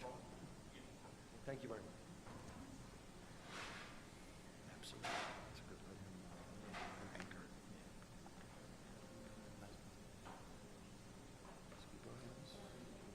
Short, sweet, to the point. Hi, my name is Alan Shamoun, A-L-A-N-S-H-A-M-O-U-N. I live at 140 Evans Avenue, Elmont, New York. Do you need him to introduce himself now? Should I introduce myself now? Okay, so, thank you for allowing me to speak, and thank you, Mr. Litt, for presenting the information. Appreciate it. Members of the board and chairperson, actually, I forgot to give him this. As well. 140 Evans Avenue. I live down the block, about 6 blocks south of the auto dealership at Sun Avenue. I've been a resident in the area since 2002, and I'm an architect as well as a resident.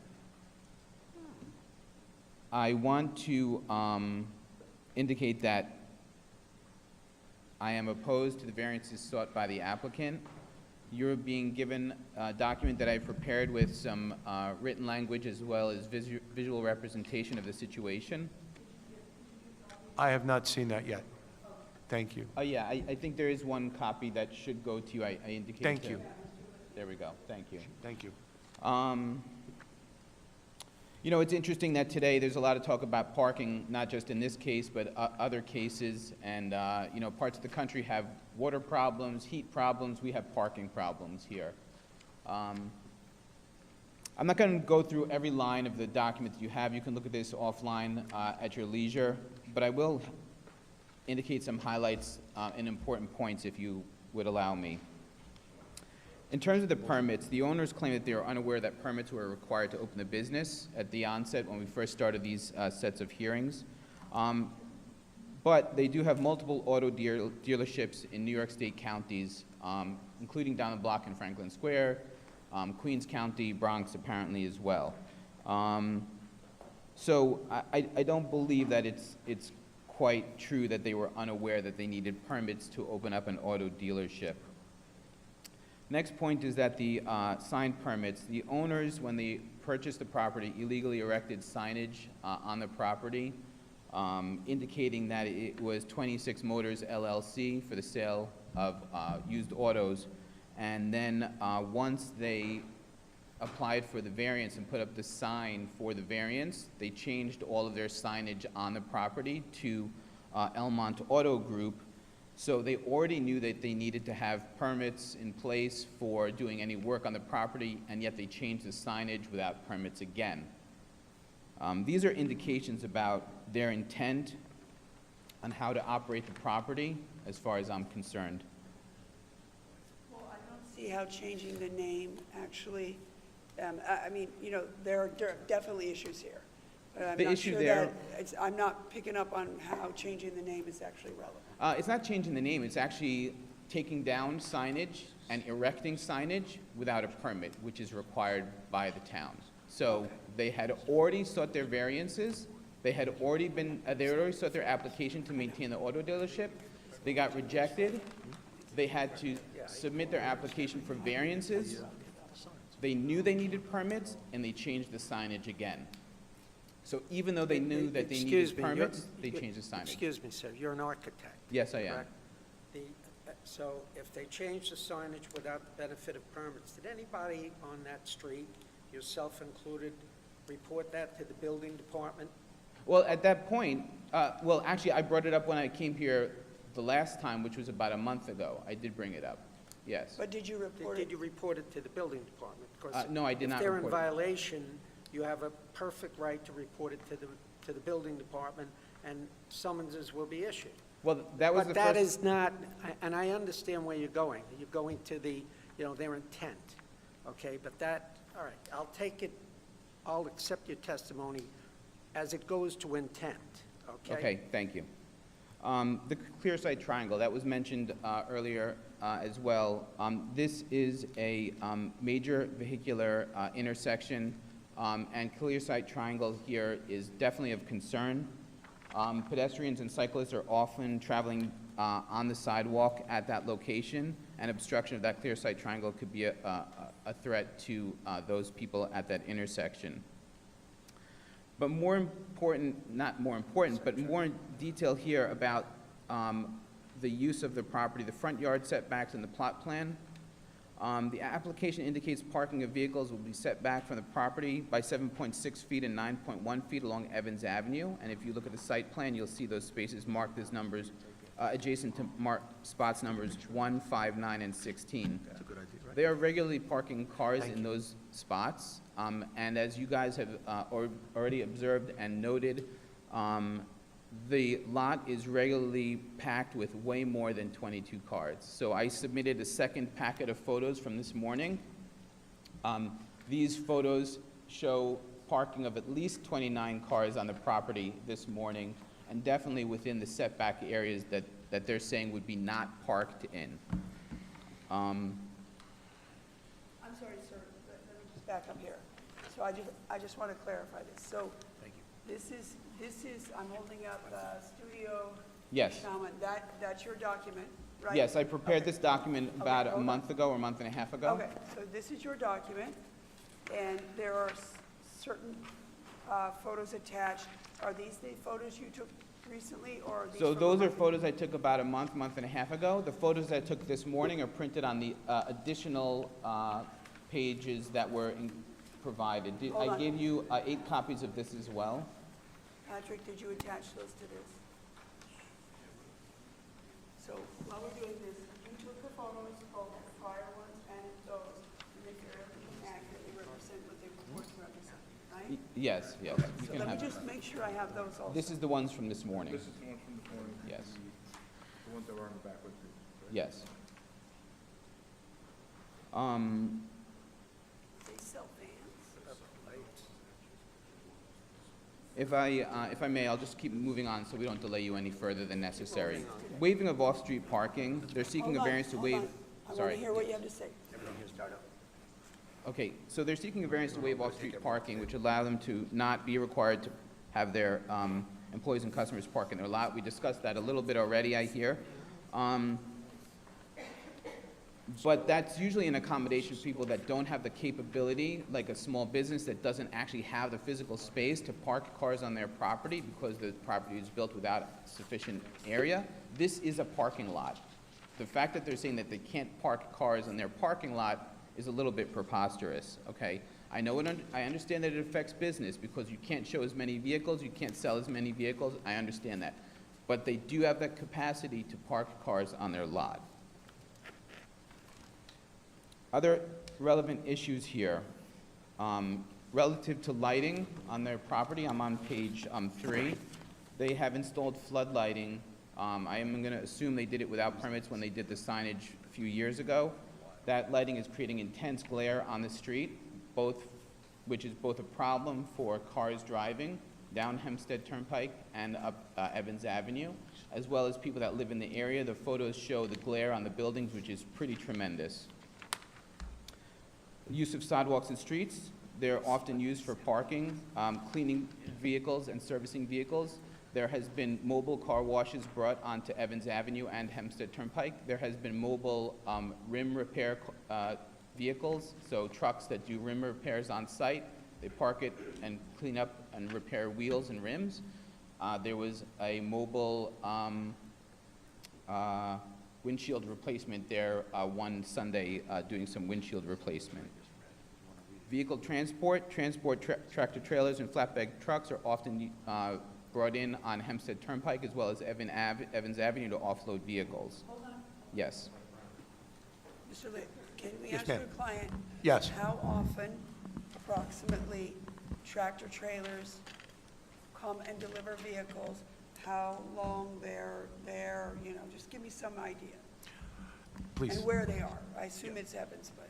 So the tractor trailer deliveries, most of the deliveries go to 707. Some of the deliveries go directly to the repair facility, to Avis Loop. On a very random occasion, they're gonna come to us. So just roughly, how often approximately are they at this location? Maybe once or twice in a month, we'll get the Okay, delivery and over there. That's a tractor trailer? And Yeah, then it's like a car, it's like a 3-car carrier usually. and I assume they park on Evans they can't pull on the lot with the number of, No, they park further up by Avis, and then they bring the car that goes in for oil change and inspection. I'm sorry, I didn't follow all that. So Where do they idle to offload the cars? The cars get uploaded by Avis Loop. It's across the street. Avis Loop is located across the street. Across Sometimes the Hempstead. cars don't come directly to him. They'll go to Avis Loop, get there, I guess. Brakes, oil changes, inspection, and whatever it is. Right. So most of the time they do get dropped off, but occasionally they do get dropped off, but once or twice a month at best. If I might ask you, how many, I don't know that it's cars, because I see these photos, it's kind of the Sprinter vans, if you will, some kind of, how many of these, if you know, do you approximately sell from this lot? So I'm trying to think of the Yeah, turnover. about somewhere around 15 A month. a month, somewhere around there. All right, go ahead. I just wanted to fill As in. a side note, relative to the actual vehicles being sold, we're not going to, the idea here isn't to restrict the applicant to Sprinter vans or Mercedes-Benz understand. sedans, because 6 months ago, it was Benz and BMWs, now it's Sprinter vans. In 6 months, who knows what it'll be, right? So we're not restricting the type of cars and how they're getting I transported. understand, I just wanted to know the turnover, because that would Gotcha. give me some idea about the activity in terms of customers and tractor trailers. I understand, thank you.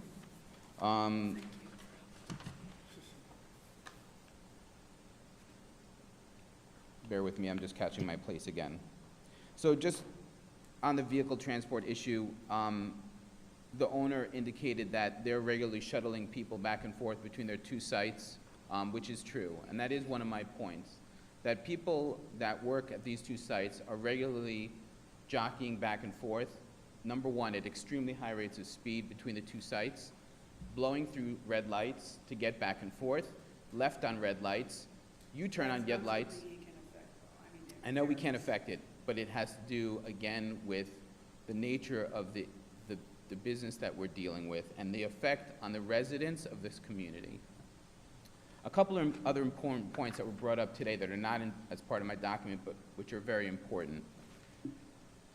The attorney, Mr. Litt, indicates that Red Apple Auto Sales has been doing auto sales there since the mid-1990s. That is absolutely not correct. I moved into the neighborhood in 2002, and at that time, Elmont Taxi was fully operational at that site. Elmont Taxi was there for at least 10 years, maybe not longer, I'm not sure. I don't remember exactly how long Elmont Taxi has been out of business. So I'm gonna guess they were there for at least 10 years after 2002. When would you estimate they started on this premise? They started Red Apple, probably 3 years ago, I think, doing the But- auto sales. So you believe there was no auto sales on this property until about 3 years ago? Correct. And it was only taxis before? It was taxis probably for about 10 years when I was there, and I understand it was there for quite a while before. Then it was vacant for probably about 5 years, and then the auto sales Do started. you remember, if you had a guess, how many taxis were there then, how many? I would say about 8 to 10 stored overnight, let's say. And how many operating from there? That a number, or are there more that were actually operating from? I think that's the only ones that operated from there, so there was times where there would be like 2 cars on site when they were very busy. And then, you know, in the middle of the night, when nobody was really operating, it would be full, which would be about 10 cars. Okay. The other thing I want to mention is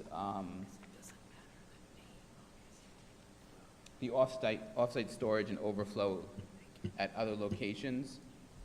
So I think it's very nice that Avis has offered up their parking lot to be an overflow storage area for cars, but that's actually not a legitimate opportunity because Avis, in and of itself, has obligations for parking on site, and they can't give away their parking to another business. So you can't use Avis unless Avis is now going to be doing something illegal, which is giving away their parking, unless they have too many parking spots.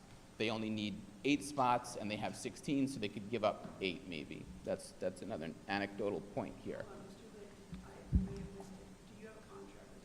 Yes, we have an agreement with Avis, which we actually shared with you guys. It was a writing. I did give that to the board. Yes, that is for storage and parking. I actually do have the gentleman from Avis here today as well. He can answer your questions. He's planning on speaking after the rest of these neighbors come in and speak. He can answer all your questions at that time. Thank you. Yes. Okay, and then one last point.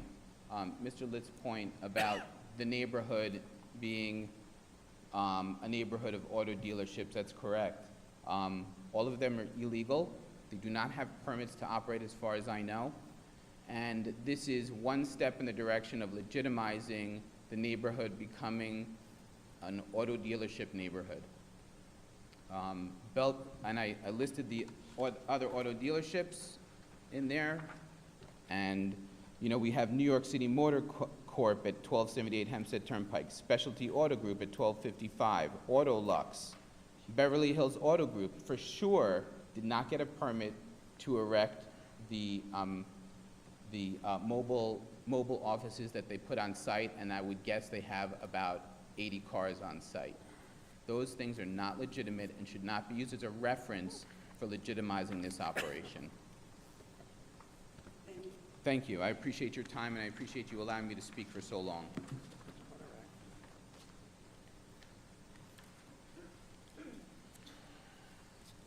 Good afternoon. My name is John McManamy. I live at 60 Evans Avenue, Elmont, New York.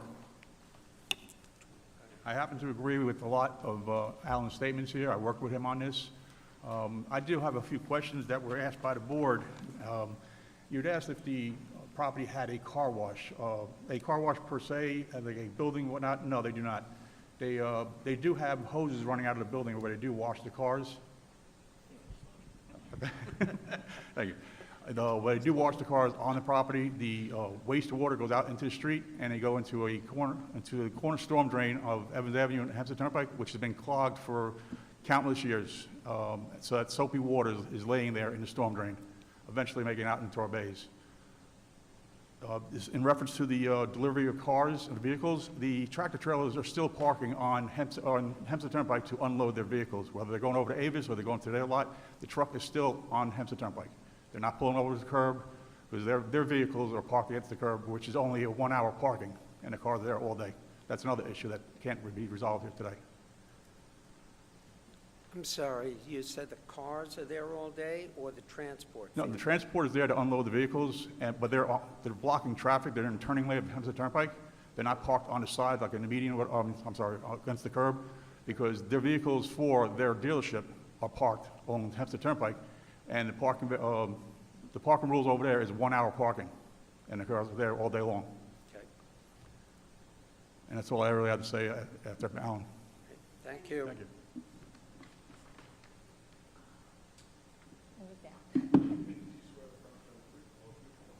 I do. I got this. Hi, good afternoon. My name is Margaret Kelly. I'm the president of the Community League of Garden City South. We are established and incorporated by New York State since 1929 to represent School District 17, which includes Franklin Square, Garden City South, areas of Elmont, as well as West Hempstead and Valley Stream. I apologize for my attire. I did not plan on speaking, but sitting back and listening, I had to step up. At multiple meetings that I've had, community meetings, a gentleman who's presented himself as the main principal of this organization, Mr. Gadi Benhani, has spoken. I'm sorry, I've never met his partner, but my first question is, why is Mr. Benhani's name not on anything on these applications as a principal? He came to us and spoke, and exactly what you heard here as about cars being washed and mechanical work being done. That's what I heard about 707 using the Elmont location. So it just seems that I don't know if this attorney is unaware of what's going on or if he's just neglecting to. Wait, I'm sorry. Why is, whose name not on? His name is Gadi Benhani.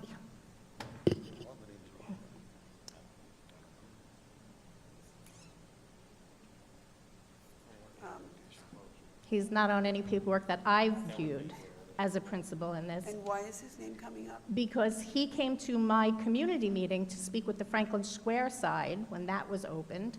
He bought a property directly across the street, and he introduced himself as a primary principal on this company. Mr. Litt, can you address that?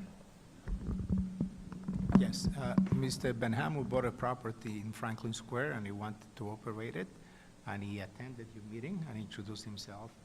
That he bought the property that was a Crafty Crab, and Crafty Crab, it was the 700 turtle, the Hempstead. green turtle, and he wanted to find out what he can do over there. Ultimately, he ended up, it's a different property, he ended up renting the property to Sabor Colombia, and it's gonna be a Colombian restaurant opening there. Correct. I'm not aware of him having anything to do with this particular property whatsoever. The list of names of parties that have been supplied to the board is accurate to the best of our knowledge. Why do you think he has anything to do with this property? Because he just said that his second location is 707 Hempstead Turnpike in Franklin Square. Mr. Benhadi had came to my meeting, and he identified himself as one of the principal. He had a partner, which we did not have the pleasure of meeting, but he had a partner, and he identified himself as a primary principal of that, of 707. I am the owner of 707. He is not an owner of 707. What is the address of what was formerly known as the Green Turtle? That's 700, I believe, right? Is that The- 700? That's 700 That's Hempstead 700. Turnpike. That's the property that Okay. we purchased. Sure. Okay, and the 707 is 707 Hempstead Turnpike. Yes. Which should be across the street from the Green Turtle. Across the street from the Green Correct. Turtle, yes. It's on the south side of the turnpike. Huh? He came to your meeting Yeah. claiming to be And a partner in 707 Hempstead Turnpike, which is what kind of business? That is 26 Motors that has now changed its name to Franklin Square Auto Group. And he came there purporting to be a partner in that business and spoke to your group about, I assume, why it was a good business or something. He not only pushed that, but the permits were already, he had already gotten his permits on that, and he purchased was at that point planning on purchasing the property across the street, meaning 700 Hempstead Turnpike. Has Mr. Benhani. Benhani ever been affiliated with either one of your businesses at 707 or the subject property? 26 Motors has offices in Queens and in the Bronx, and Mr. Benhamu is affiliated with the Queens location on Queens Boulevard. Okay, were you aware that he came to speak on No, I was not aware that he spoke on my behalf, no. It's the first I'm hearing. And I don't believe that that's relevant to these discussions. Okay, I just whatsoever. want to clear up. We just want to be able to understand. Absolutely, absolutely. Thank you. Mr. Benhani, in any way, you said he's not in the paperwork. Does he do anything with your company at 707 or this subject? No, Mr. Benhamu sits at Queens Boulevard, 7212 Queens Boulevard, Woodhaven, New York. That's his office. That's 26 Motors, Queens. Okay, do you own part of that? No, I don't. Okay, you have no ownership in that, he has no ownership. Correct. We share a name. This is very hard to believe, I'm sorry.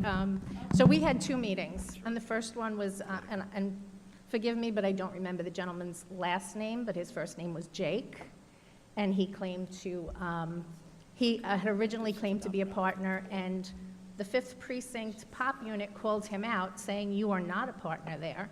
You are the son of one of the partners."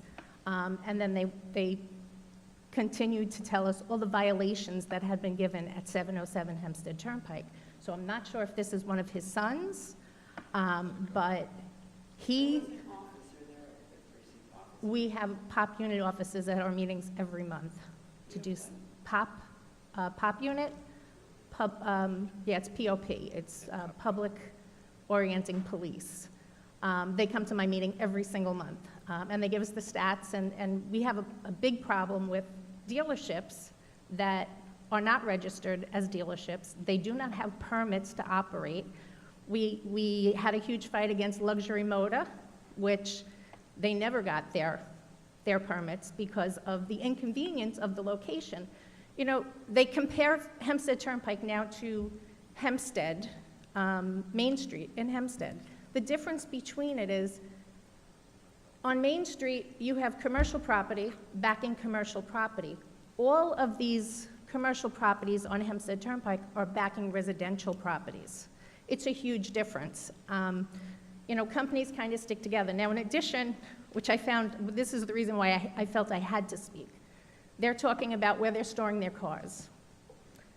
Their cars are being stored at 1255 Hempstead Turnpike, at 1285 Hempstead Turnpike, and I can tell you I know this is a fact because picking up a cake at the world-renowned Sapienza on Sunday, I witnessed one of their employees walking with the license plate, dealer license plate, inside of a plastic wrap with a strap on it, and he walked straight down to 1255, got into one of the Mercedes that was there, put the plate on the back, and he left. And then when I looked over, all of their vehicles, exactly to what they have, was in that location and the other location. So I don't know if he's trying to pull the wool over your eyes, but he's definitely not telling you the truth. And you can't tell me that an owner doesn't know what's going on in his own establishment. And if he doesn't, then he needs to readjust his establishment. In addition, I've gotten pictures over the last 2 years, the last year and a half about, of not only cars being washed, but cars being detailed on the sidewalk. I have personally spoken to Mr. Corio, Code Enforcement, about this. I've spoken to the building department. Building department was there just this week. In addition to the building department to be there, 5th Precinct was there, issued summonses for sidewalk parking, unregistered vehicles on the street, and cars were confiscated. I believe it was in March, they cone off Evans Avenue. Is a no parking from their driveway to Hempstead Turnpike. In passing, there was cones lined up along that no parking on the curb. 5th Precinct officer went there, I reported it, spoke to the gentleman, Jake, that was there, I believe it was Jake, by description, and he said, "They're not our cones." So the officer said, "They're not your cones, they're getting confiscated," and he took them. I passed by about 45 minutes later, and there was the truck unloading in the area where the cones were. So there is fallacy going on here. There is information that you are not getting. And like I said, everything that they've given you about detailing cars and auto mechanics, we were given the same story about 707 None of that was being done there, it was all being done in Almont. Now, Almont is saying, none of it is being done there, it's all being done in Franklin Square. Either way, it's being done on the streets, and the test driving that goes on, speeding through residential streets, is a nightmare.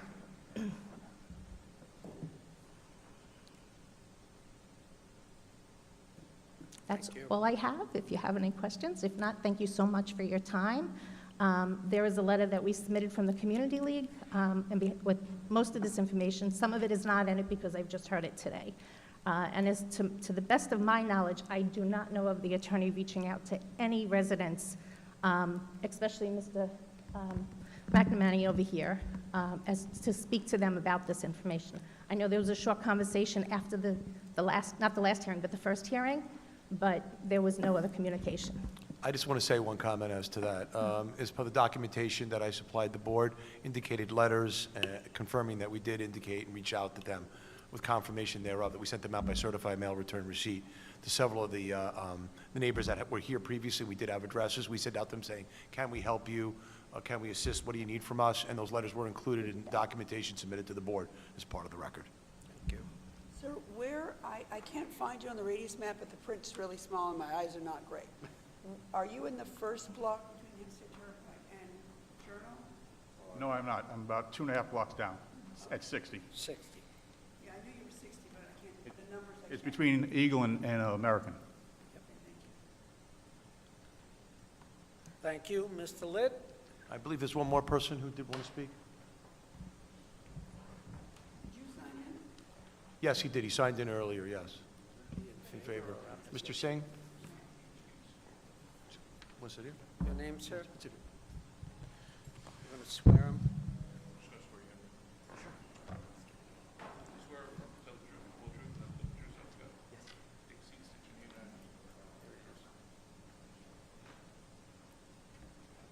Hi, good afternoon. My name is Siddhartha Singh. Thank you for allowing me to speak. I'm here to answer any questions. I'm the owner of Avis Lube. We have a contractual agreement with the dealership, and I'm here to support the request for ordinance as well. Did you sign in? Yes. What's your name? What's your name? Siddhartha? Abhan? Oban is, yeah. Yeah. Is that a written agreement? Yes. What is the agreement?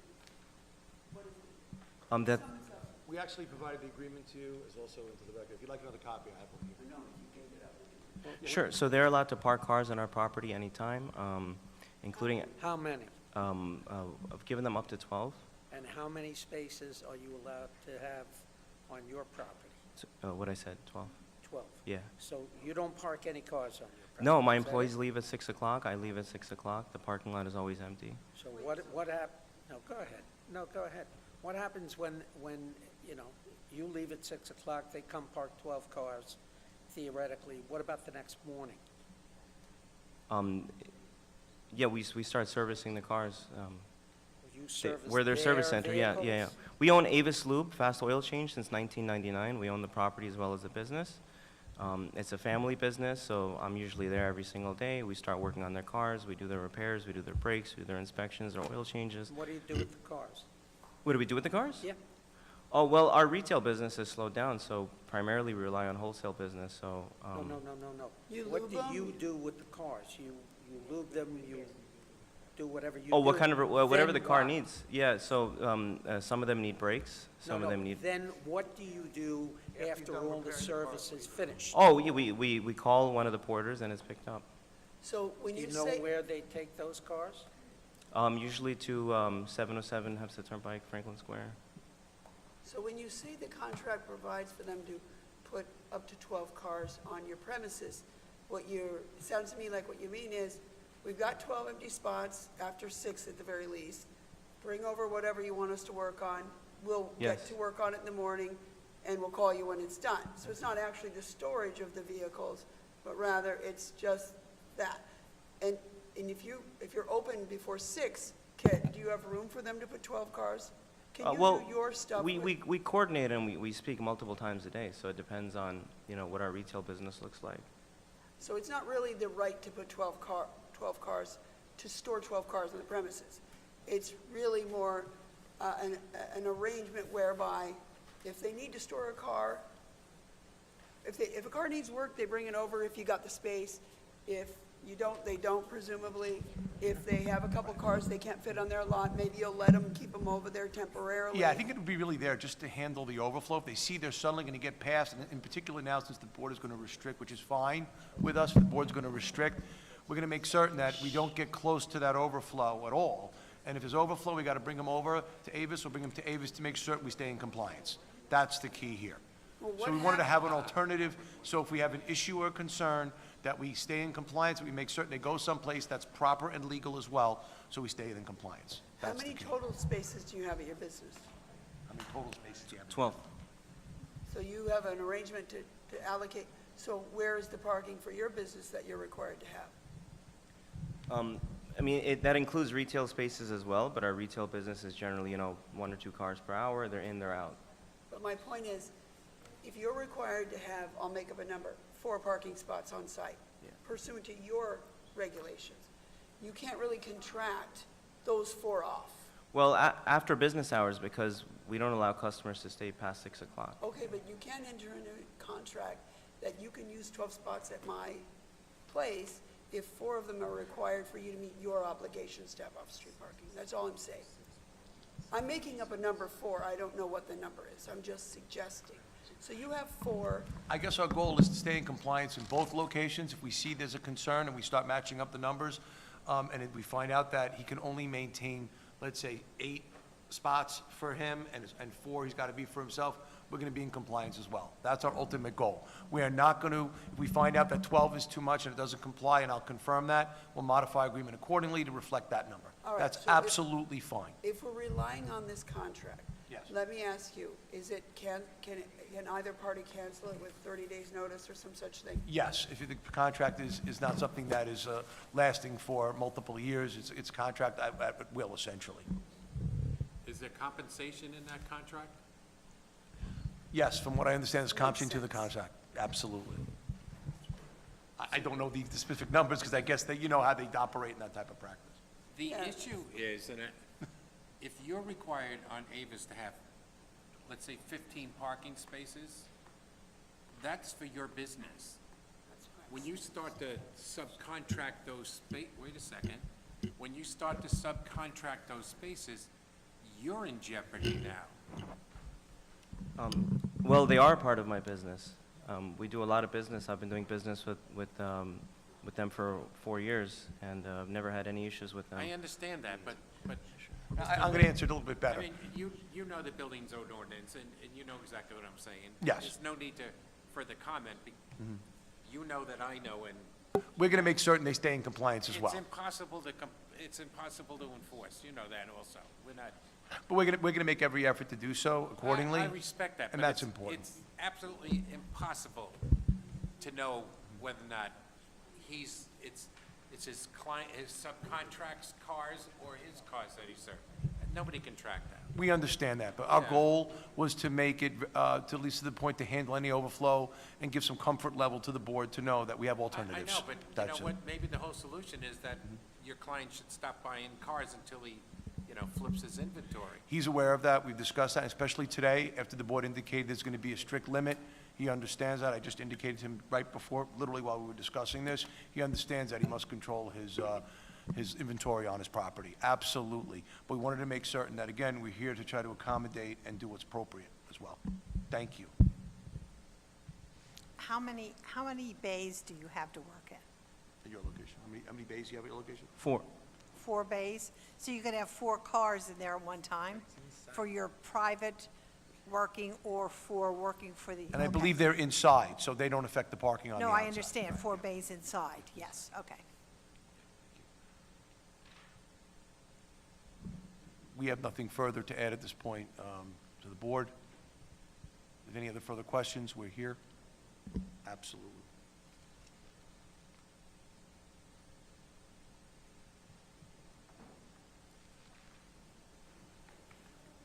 Mr. Litt or your client. So one of our board members Googled this name, Gadi Ben Hamo, and it purports to say that he is a part of 26 Motors of Franklin Square, 707 Hempstead Turnpike, Franklin Square. So as That I- may be a, As I mentioned earlier, Gadi Benhamu is the principal of 26 Motors. And the corporations, for banking purposes to do financing, they consider one company, and that, actually not what you said earlier. I said 26 Motors Queens, that's where he is. You said 26 Motors Correct, Queens. that's where he and that- sits. Hold on. Okay. And that he wasn't affiliated. Now what I'm hearing you say is that he is the head of the corporate entity, and somehow you guys are affiliated, at least for the purposes of seeking financing. That's all. Okay, that was not what you said earlier. That's what I meant. Oh, well, that was not even close to what you said. That's exactly, I mean, So- he's not there. so this person He's that not there came- every day. He has nothing, he has no authority to I'm decide actually a anything that goes. corporate lawyer, you know. I'm sorry, go ahead. So this person who went to that community event that was referenced by one of the other people in here, he was the head of the corporate entity by this name, 26 Motors. correct. So when he spoke there, he had every reason in his mind to represent that he was very much a principal and involved in the entity that you have at. I'm not sure what discussion took place. What now, clearly, what is your relationship now? He has nothing to do with the Franklin Square operation. Or the money, not the financing? You don't do the financing? He doesn't write checks for No, him. no. Do you do anything with him? Do you do financing with him? We do financing for all the Bronx, the Queens, and Long Island do financing, yes. And his name is the guarantor on the financing. Is your for the entity, banks. is your entity a franchise of this 26 Motors? It acts like a franchise. Okay, so, but he's the corporate head of He is the corporate the head. franchisor. For the main. So you're a franchisee of he's the Correct, franchisor. Correct, but he's not the one making decisions, running checks, I know talking what, to workers I'm or actually a anything like that. corporate lawyer. I know when- how a franchise That's what works. Does he have any property interest at that location? No. No, he has no property It's interest a at that location. franchise. Right. But, well, actually, he's a franchise, but he still involves himself in your financing. That is not usually what the franchise does, but But in you order guys to get obtain banks, you need to be financing franchised. together? In order to, I'm sorry, go right ahead. You guys obtain financing together for the inventory? No. What is the financing that he's involved in? So in order to have major banks to do business with you as an independent dealer, if you're not a Mercedes-Benz or a BMW dealer or a Honda dealer, in order to have major banks to provide financing for your customers, you need to have an affiliation. That's why we have an affiliation. What happens is when you're not a certain level of a supplier, they want to make certain that they're going to get paid, because you drop off an item like a car or a Mercedes or something like that to a non-affiliated Mercedes facility, or especially used cars, they need to have someone back it up with collateral. And they have to have someone with upper level with collateral, and this person is at an upper level of collateral, and that's really comes down to, he has no affiliation essentially with the business and the operation of the business or anything else, he just handles the collateral, so they make certain they can get what they need to get so they can operate the facility. What does he get in exchange for doing that? He gets a percentage of the financing. I guess he gets a percentage of the financing when they put the financing together on the project, because there's a certain amount of money has to be paid. On each sale. All right, well, you should have been more clear about that. That I'm was sorry. I have a question for Mr. Singh. Mr. Singh, what is the address of your premises? 1260 Hempstead Turnpike? Okay, do you have a special exception to park cars overnight on that property? Because parking cars overnight requires a special exception and not just merely a permit. Special exception. Well, but that's okay. If you don't know, we'll check that. We'll confirm that as well, too. Good. We'll get into that, thank you. Okay. We'll make certain of that. If there's an issue with that, and if we have to address that as well, we would address that as well. Can't keep the cars overnight. We won't keep them. Right, if you can't keep them overnight, it's just being during the day, we would do overflow during the day and not overnight. We would make sure we'd stay, again, I keep repeating, we would stay in compliance with the law. Okay. Any other questions from the board? If not, any other questions? Mr. Chairman, All right, I will can I move have a that the motion? hearing be closed and that be placed on the decision calendar Everyone who signed in on the case will receive a copy of the board's, pardon me. Did you want to speak, sir, on this case? No, he didn't want to. Everyone who signed in on the case will receive a copy of the board's decision by mail. Suspended. Thank you. Everyone have a nice day. Thank you again for your time and patience this afternoon. Thank you very much. All in favor? Mr. Leeper, I'm rather disappointed you weren't allowed to speak and you weren't allowed to play a harmonica. As I understand it, you're a world-famous, I don't know what they call them, harmonicists? No, but I heard about it. Your reputation preceded you. So next time you come in before us, bring the harmonica, will you? I'll allow you to play a couple of tunes.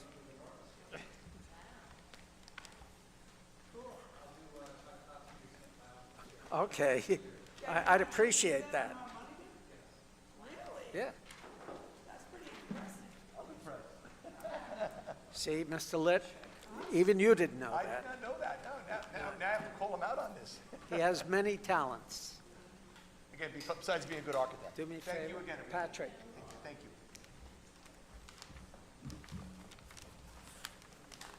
Check.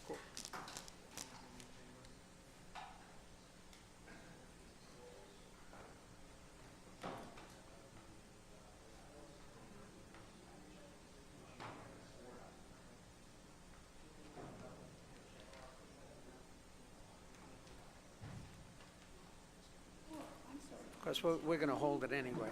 Thank you again for bringing out the easel. Okay. A little display here.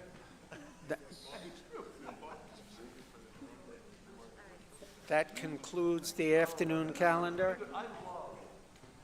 We'll do some decisions, but you don't have to.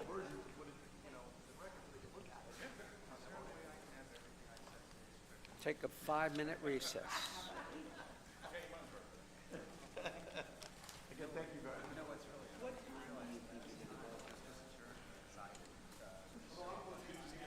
I made sure you say a word. I could not speak. Dawn went home. I didn't want that.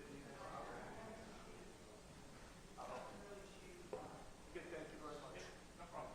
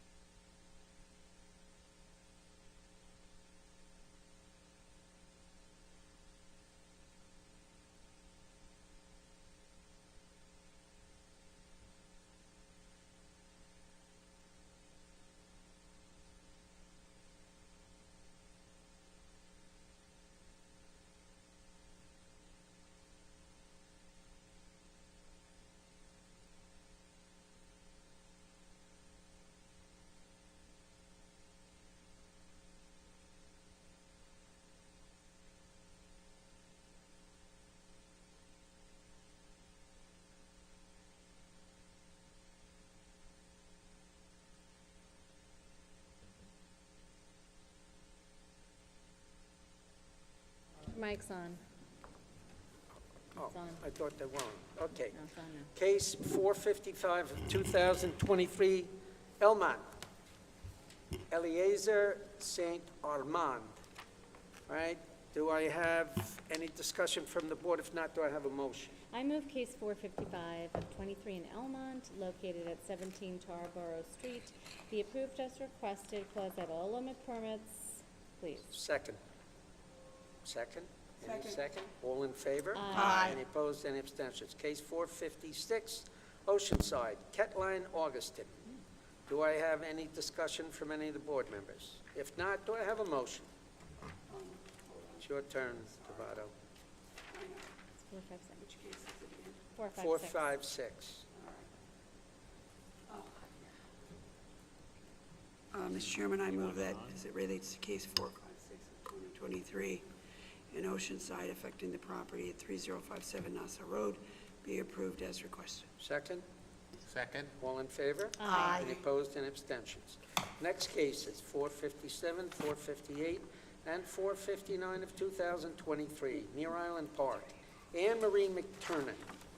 Do I have any discussion by any of the board members? If not, do I have any questions? And if not, do I have a motion? There was a, I I think had they one- offered yeah. no walls, Yeah, not to I be had- enclosed, no roof. Yeah, that was the one, That was the one with the feedback. ghost photos. Correct. right, I just wanted they agreed that they would agree not to enclose. That's what I said. Okay, yeah, that. I'm not making Can't a enclose the motion. walls, can't put a roof on the pergola. So, Mr. Chairman, I will make a motion as relates to cases 457 through 459 in Island Park, Anne Marie McTurnan, affecting the property at 200 Kingston Boulevard, that the items requested be approved as requested with all the usual conditions and the additional condition that they cannot put a roof and/or walls or otherwise enclose the pergola. Second. All in favor? Aye. Any opposed, any abstentions? Next case, 460 of 2023, Baldwin, Jeffrey, and Lisa Sterling. Do I have any discussion? If not, do I have a motion?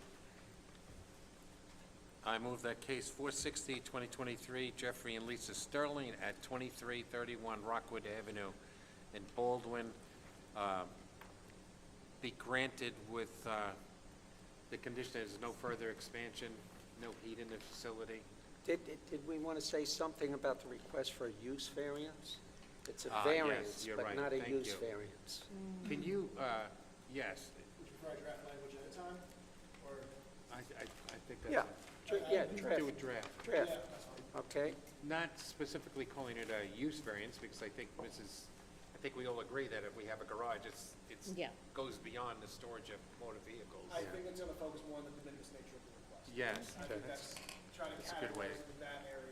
And- trying to get taxes. And point out that it is also used for the storage of vehicles. Yeah, for the proper, yeah. Yeah, it's the and, proper and, manner. and if you have any persuasion with the buildings department, maybe they could temper their viewpoint in With use variances with in this this kind of an particular thing as a application. use variance. Yep. Case So 461, 2023, Wanta Temple B'nai Torah, granted from the bench. Case 462 of 2023, Deal Development Corp., and companion case 463 of 2023, Roosevelt 3A Decatur LLC, 462 is Roosevelt Deal Development Corp. I'd like to hold that. I'd like to, pardon? I don't know about the issue of not having a garage, and the plans are altered to show Oh, no Yeah. garage. I think we should require a garage in that dwelling, I think you're absolutely right. but you look at it and then we'll go from there. Well, I'm looking at it from a different viewpoint. Perspective, yeah. Because I want to see, and there are plenty of 40 by 100s on that block. Yes. But there are lots within the 300-foot radius. There are, I believe there were seven other lots that could be subdivided the same way this one could. Yep. And I'm concerned about precedential value. Could you just note Agreed. on this? And on the other streets, the lots are larger. Yes. Yeah. So what do we say? It's okay on this street because everybody's got a 40 by 100 on this street, but the next person who comes in, they want to subdivide on the next street, we're going to say, no, we can't do that? Right. I want to Actually, avoid we have that. streets in Atlantic Beach where they're all 40 by 100s, and then we have that one, and there's like 16 houses, and there's no 40 by 100s, and we deny one Yeah, request on that I street. mean, Clayton. I don't want this to have any precedential value. If we can craft something that I would, embodies that, and I'd like to inspect the property. me too. Yeah, I want it for the neighborhood. A very close relative of mine lived in Roseville back in the earlys. Mhm. She seems to remember that there was a cottage on this property Okay. many years ago. My wife. You should see what the plans look like. Cottage before he on the renovated. vacant On piece? the vacant lot, she seems to remember that. Can't you get, can you not get photographs from the internet going back many, many years? They do it, I know they do it in Queens. In the last couple of years, he's renovated. See how Uh-huh. Yeah.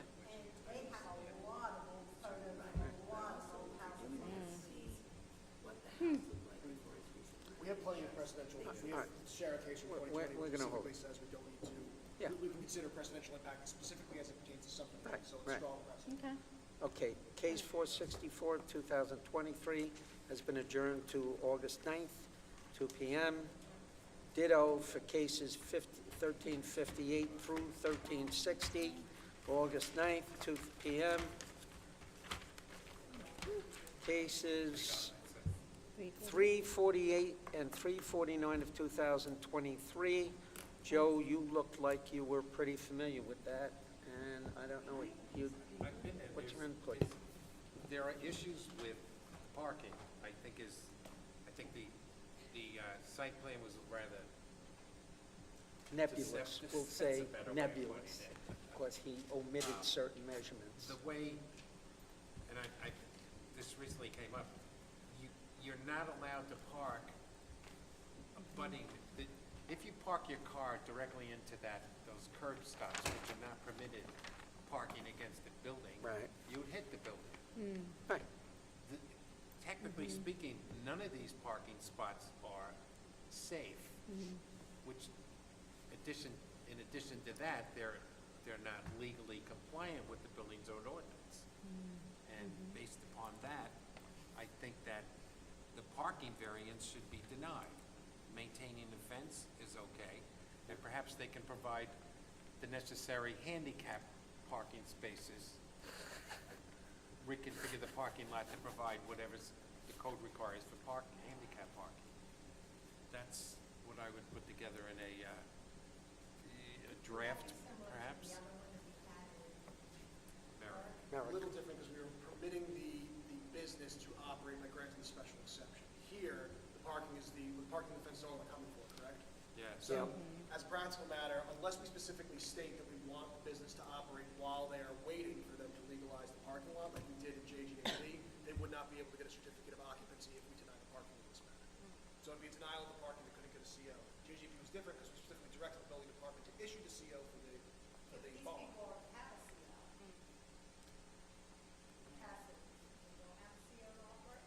I mean, I think they probably did, but why they come for the parking variance, then what triggered it?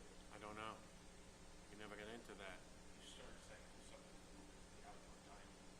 Oh, the outdoor dining triggered, And then okay. they decided So they would, against so it. then they would need to get a new CO because they can't operate with the outdoor dining. They withdrew the outdoor dining. Yes, he said that they decided to. I don't know why. I don't know. No, I think he could stay there. Just,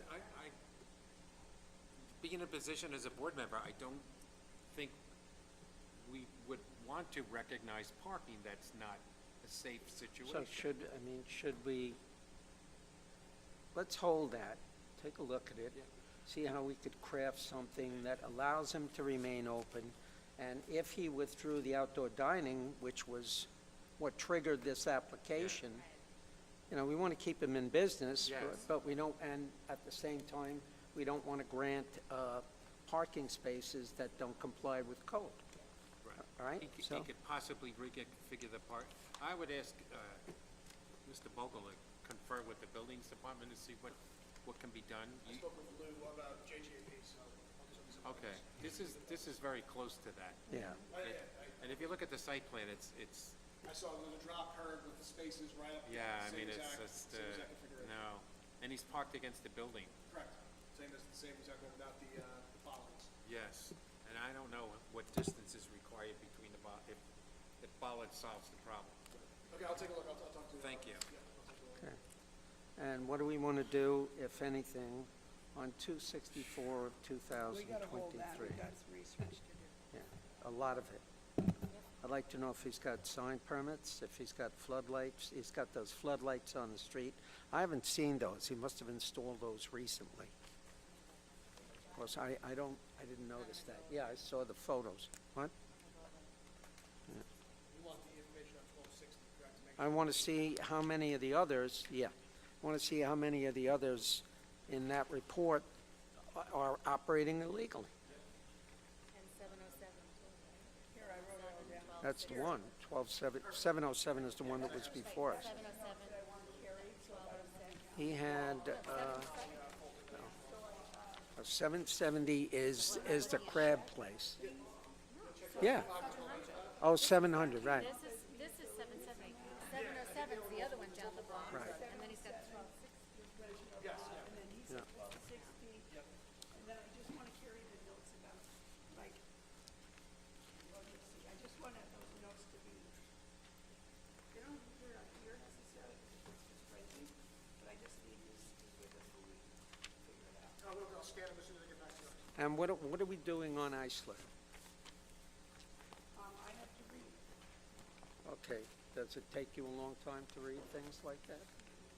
Like 10 minutes? What do you want to take it home? Read it and digest it. And which event will hold it for 2 more weeks? Well, we're holding it anyway, because we're not giving it the opportunity to bang this yet. We have to really be big and tight. With all